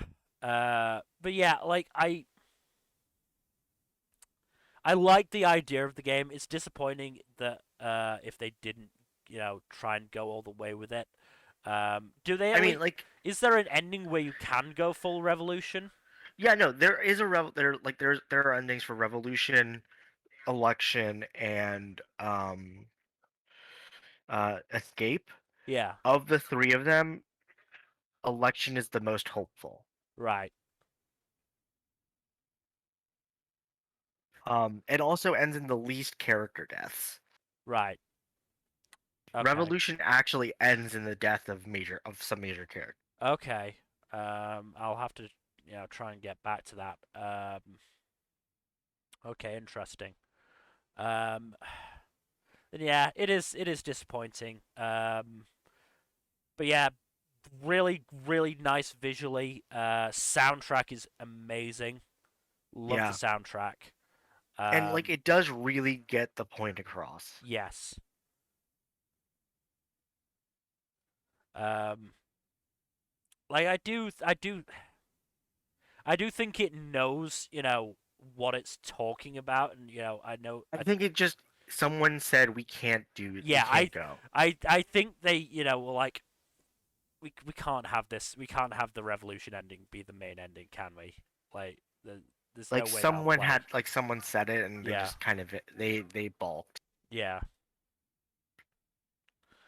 Maybe it was, maybe it wasn't even somebody in the dev team. Maybe it was somebody higher up in the company. I don't know. That's what I'm thinking too, but Yeah, you never know. And yeah. like I want to like see what other thing pieces have thought of this game if there are any. Hmm. I haven't really taken a chance to look, Yeah, but yeah.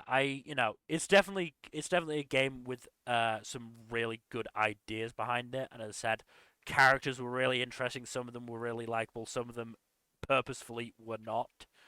hi Um, Jared. Hi I Gerard. mean, Gerard was just so much fucking fun playing with you guys because you were so fucking terrified of him, and I know exactly what's coming. I'm like, what's wrong? He's just a friendly taxi driver. So fucking fun to do. Yeah, It's you got always your fun payback when for you Ace know shit, Attorney. and it's always fun when you know shit and the other person doesn't. Yeah. You got your payback for Ace Attorney. Yeah. Um. I mean, I liked the kid to a certain extent. Alex, I think his name was. Um, as said, like, Gerard was fun, just in a sense of, oh god, he is terrifying. Papa Bear. Papa Bear, Big John, loved him, absolutely adored him. Um, Zoe. yeah, I don't think Fuzzy would agree with you on that one, but I mean, she's evocative she is. at the She very least. absolutely is. Is entitled to his own taste. Yeah. Um, but yeah, it's a good game. Shame it apparently wimps out at the ending, but we should move on to Stranger of Paradise Final Fantasy Origin.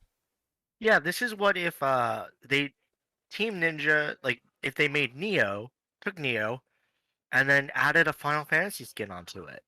All right, sounds fun.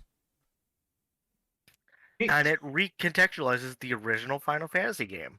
Oh, interesting. I don't know of anyone who's actually played the original Final Fantasy. I have. I doubt it's very good anymore. It's different. Hmm. It is mechanically very different than what you would expect. Yeah. It plays very similar to like a D&D game Hmm. in terms of like how magic works and the gameplay and all that. Huh. And they did just re-release it as a pixel remaster Yeah. along with the other first 6 games. Mhm. So if you ever want to check it out, it's on Steam now. But what this game does is it takes plays. It's almost like a prequel Yeah. to that game, and Mhm. you play as someone named Jack Garland. For those of you who do know the story of Final Fantasy One, you know that the first enemy you face, or like the first main boss of the game, is the Knight of Cornelia, Garland. I wonder who you're playing as a Stranger of Paradise. But what the game does is it really establishes, um, like what turns what makes Garland the Knight become Garland the Knight. Yeah.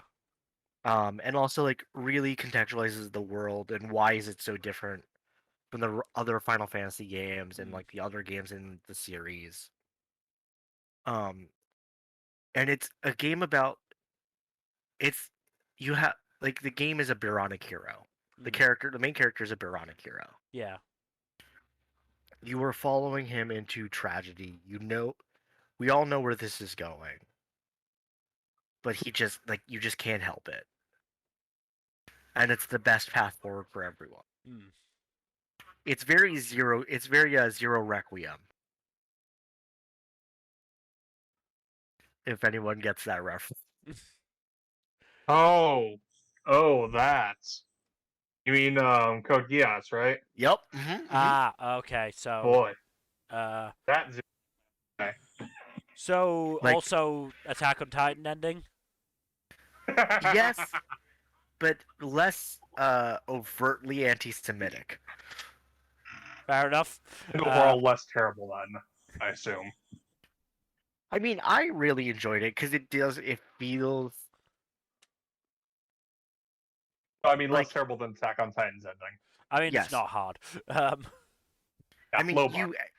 you want you end the game with so the idea is that you, Jack Garland, along with the other quote unquote strangers, like the other four main characters, are actually people from another civilization that is like highly advanced, like super scientific, almost magical race. mm, Um, who are like essentially controlling like the amount of light versus darkness in the world, blah blah blah. mm, And they send in like Jack and his group yeah. to kind of regulate things. Okay. And it's the game is really about them breaking free from the cycle Yeah. and letting the world be free from those chains. Yeah. And to do that they become the very enemies of the world. Okay. And it's really it's a little jarring at first because like the narrative you're just thrust into it Mm, and it feels disjointed but if you make it to the end the disjointedness makes sense. okay. Neat. Uh, Also Frank Sinatra is My Way is used all the time. Nice. Like good. My My Way is favorite actually song of the theme his. the My Way is actually the theme song of the game. Hmm. Oh, neat. Well, that's as good point to end on as anything. So we should move on to the next game. Uh, this is again mine. Tony Hawk's Pro Skater 1 and 2 because it was on PS Plus and Oh my god. honestly I don't have much to say about this. I've A played it great remaster. yeah, I've been playing it a little bit. It's pretty fun. Um I remember back in the day when I played 3 all the time. That was the shit. yeah, I'm just going to be honest. I created a Skate the Infinity character as my, created character thing. So, As you should, I am yeah. as shocked. I did my best to. It wasn't easy, but I did I my mean, best look, to. Mel, you were contractually obligated to do so, and Yeah. I'm proud of you. Yeah, obviously. Um but yeah, it's a pretty funnish game, it lets me live my skater dreams without actually having to get my fat ass on a skateboard. Ah, yes, you were a skater boy. Hmm. So yeah, I just wanted to mention that I was playing it. There's no really story elements to it, so But gameplay loop is fun enough. But moving on then to Untitled Goose Game. Ah, yes. The game in which you are a menace to society. This game's really fun. I do wish some of the puzzles were a bit more straightforward, but this is a fun game. It's a good it's very much like Power Wash in that it's a comfort game. Hmm. Yeah, no, I love the soothing music in it too. It's really nice. But the comfort is that you get to destroy society. I mean, Yes, you obviously, get to be a terrible goose. Mm-hmm. who doesn't want to be a dick? This is like Grand Theft Auto if it was less violent and more just mischief. Mm. I thought that was Saints Row. You're right. You're right. No, this is Depends if you like say it right. I this mean, is family. I think This is family in the Auto. in the line of like creating chaos games where like GTA is at one end, this is at the other end. Yes. Yeah, I mean, and somewhere in the middle is Just Cause and Saints Row. And Yakuza. Mhm. Don't forget Yakuza. Yeah. Yakuza's I think probably closer it's to less of a line graph and more of Yeah. a quadrant graph. yeah. Yeah, But Yakuza's closer to the Goose Game than you'd expect. it really is. Oh, I would not be surprised. I remember seeing fan art of Majima as the Goose. Yep. But yeah, no. Until The Goose bad Game thing a is I fun could actually time. see him doing that in a Yakuza game. Yeah. Just dressing a fucking goose up to mess with Kiryu. As he does. Look, I will play a Yakuza game eventually. All right, get off my back about it. But yeah, this is a fun game. There's a reason it got as popular as it did, even if it was just memes. But yeah, Yeah, this is one of a handful of new games I played this year, and it was Yeah. definitely a fun time. Was Untitled Goose Game actually 2022? No, No. it wasn't a new game this year. It's one of Oh. the handful of games I played this year that I hadn't played before. Okay. I was just gonna say, oh god, I phrased that poorly. I'm sorry. Is my time blindness getting that bad? No, that's not Oh your my fault. god, Untitled Goose Game came out in 2019. It was what brought about the end of the world. Oh my god. Oh my god. It You. Okay.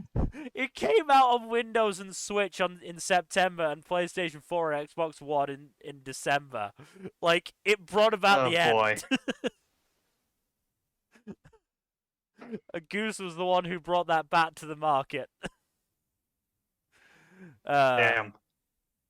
Moving on, though, to our penultimate game, Weird West, which is another one I've downloaded but I'm yet to play. So Weird West is a CRPG taking place in, funnily enough, the Weird West. It's a world where you have the Wild West gunslinger Mm-hmm. and like all of the trappings of like the mid 1800s Wild West, but you also have pigmen and zombies and werewolves Wow, okay. and like secret Illuminati mages. Mm. You play the game as 6 different characters: the gunslinger, the pigman, the werewolf, um, the Native American, um, and the mage. Mm-hmm. Interesting. And like the fun thing about this game is that like each character has their own self-contained story, but there's a larger narrative as well about like immortality and like at what point does an immortal stop being a person, and ultimately like what what is the worth of like when immortals are judging the world, what is the nature of life and how is it worth living if life is crap? Mm. Like when faced with the true, like the lowest evils of society, is it really worth? Is it really worth protecting Mm. and like life worth living? Yeah. And like that's kind of the narrative arc of the game. Because like each of the characters faces their own personal demons or hell. Mm. Like the first character is the gunslinger. The game opens with her husband being shot. No, not her husband. Her child being shot. Her child and dog being shot, and her husband being taken into slavery. Right. Um, and like the goal is you have to track down the guy who did it, and he's a cannibal. Oh, fun. Boy. Um, and then the second one is you play as a pig man who has regained sentience, and you realize that you were a terrible person who Fun. deserved the punishment of being turned into a pig man. Okay. Um, and like you also learn that every other pig man in the world has also had this is also similar. Right. And like the question becomes like, do you save them? Mm. Do you do what's right? Um, the Native American story is about like giving into greed and Mm. desire for more. Yeah. Um, the werewolf is the pursuit of justice, and then the final story is the immortality story coming to its final ending. Overall, it's a good game. Mm. It's just hampered by its CRPG style. Like Right. I think they had like the isometricness of it Mm. is a hindrance at times. Okay. But the narrative is good in your opinion? I think so. I think so. Okay. Well, sounds interesting enough. As I said, I've got it downloaded.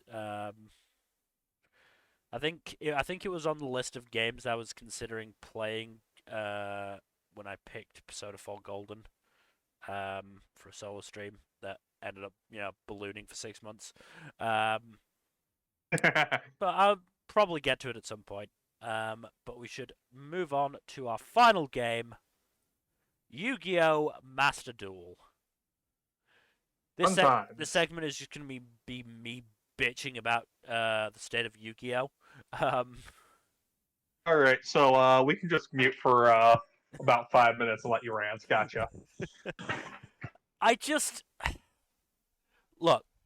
I know some people complained about the fact that they felt it was really hard to build a deck. Certainly, the deck that they wanted to. I didn't find that or get that issue. Maybe that was because I play a fucking shit deck that is like fully casual and not at all meta. Um, Oh, so my deck in Marvel Snap. Got it. and in fact, does not include any links, any pendulums, any Xyz. The fact that I don't know what any of that means, and I'm so happy for my life. Those are the new mechanics they introduced after fusions, and I fucking hate them. Oh, Yeah, oh, links, Xyz, pendulums, synchro summons. That was it as well. Yeah, I know it's synchro summons. I stopped paying attention after 5Ds. yeah. I stopped paying attention. Not even after fucking GX. I stopped paying attention at the OG series. Um, and as a And result, again, which one of us is still playing Yu-Gi-Oh? I'm very much an old man of the Yu-Gi-Oh community, in that I'm like, no, fusions were the best. Fuck all those other other mechanics. Rituals are fun too, but still, Jesus. Rituals are fun but useless. They're so hard to Just do.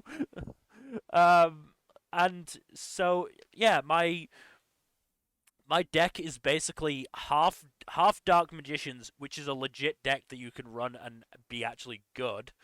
Um, though I hinder myself to a certain extent in my refusal to use any mechanics past fusion. And then the other half of my deck is just shit that I find funny. As you should. I love making people hit themselves in the face with Magic Cylinder. I love it when I get Amazoness Swordswoman out and somebody fucking attacks it with their massive attack monster and takes all of the damage to themselves. Like a fucking idiot. Because they didn't read the card. Hoisting by the petard. Yes. Yeah, because the idiots don't read the fucking cards. Like, so many times I was like, do you idiots not read my cards? Come on! No, they don't. I read your cards for the most part. Once you've stopped making... That's the other thing I hate. Like, the people that just take a fucking age to make their moves because they're just making so many moves over and over and over and over. And it's just so dull for me to sit there just like, right, okay, you've taken, like 5 of your 7 minutes, and then I make my move in 10 seconds, and then you're back to taking 5 minutes for your fucking moves. And, like, to a certain extent, I don't expect to do well because, like, again, I don't play a meta deck. I don't even play a particularly good deck in general. So don't expect to do that well. But what really fucking annoys me is when they've got out a field that can easily, like, beat me. And then they just keep on fucking going, making their moves and wasting my time. That is the only time that I will surrender in Master Duel, is if I think the opponent is taking the piss because they can beat me and they're choosing not to. But at the same time, there are just some decks that I just fucking despise because they just make the game not fun. Yeah. And like, like Exodia decks? No, Exodia decks are fucking garbage. They're also funny. They're funny. That's the point. Exodia. I would laugh if I were beaten by an Exodia deck. Cause like, what the fucking odds of that happening? No, I'm talking about the decks where literally everything they do is just negate what I do, so I can't play. Mm-hmm. I don't get to play. Oh, so blue magic decks. Got it. Yeah, like I'm doing this because because I genuinely do like playing Yu-Gi-Oh. As much as I hate, what it's become, I like playing Yu-Gi-Oh. And when I don't get to do that, the cry of the angry gamer. And when I don't get to do that, and I understand that it's a competition and that they're just playing their strategy, I just hate that it is a strategy that exists. Some strategies are garbage. I just don't understand the appeal of meta decks. I really don't. I don't understand why that's fun. Like when I was back in my undergraduate, doing my undergraduate degree, I was part of a tabletop society, and I was part of the group in that. I think in my final year there was like 5 or 6 of us, and there was just one guy, the one guy who would play nothing but meta, and it was never fun playing him, because he didn't know what his strategies were really. He was just reading them offline. And so he'd have to read his cards, and he'd be very, it'd take ages to make moves, and he would just, he would have to read his cards all the time to make sure that he was doing exactly the right thing. I was like, okay, this isn't fun because you're just gonna beat me anyway, and you're just taking an age to do it. The one that I really fucking enjoyed playing, the guy that I really enjoyed playing, was the guy who had a 100-card deck and played the same bullshit that I did. I played him every fucking week because it was so much fun. Like, he took advice from me on some of the dumb bullshit cards to get because he found them so funny. we both ended up with a card called Cyberjar, which, when it gets flipped over, destroys every monster on the field, and then you draw 5 cards, and if there's a level 4 or lower monster in those 5 cards, you play them. So it's basically a full board reset, and it just tickled him so much that he got one himself. It's a banned card, but we didn't give a shit. I mean, obviously.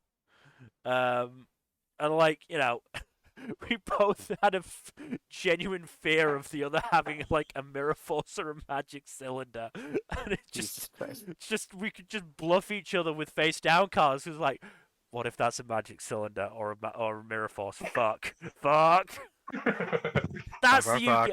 That's the Yu-Gi I enjoy playing, and like I just don't feel like that's very happens very I much. think in you Master need Duel. to play Inscription.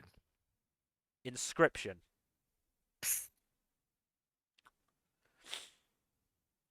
Okay. I will try and keep that in my mind. But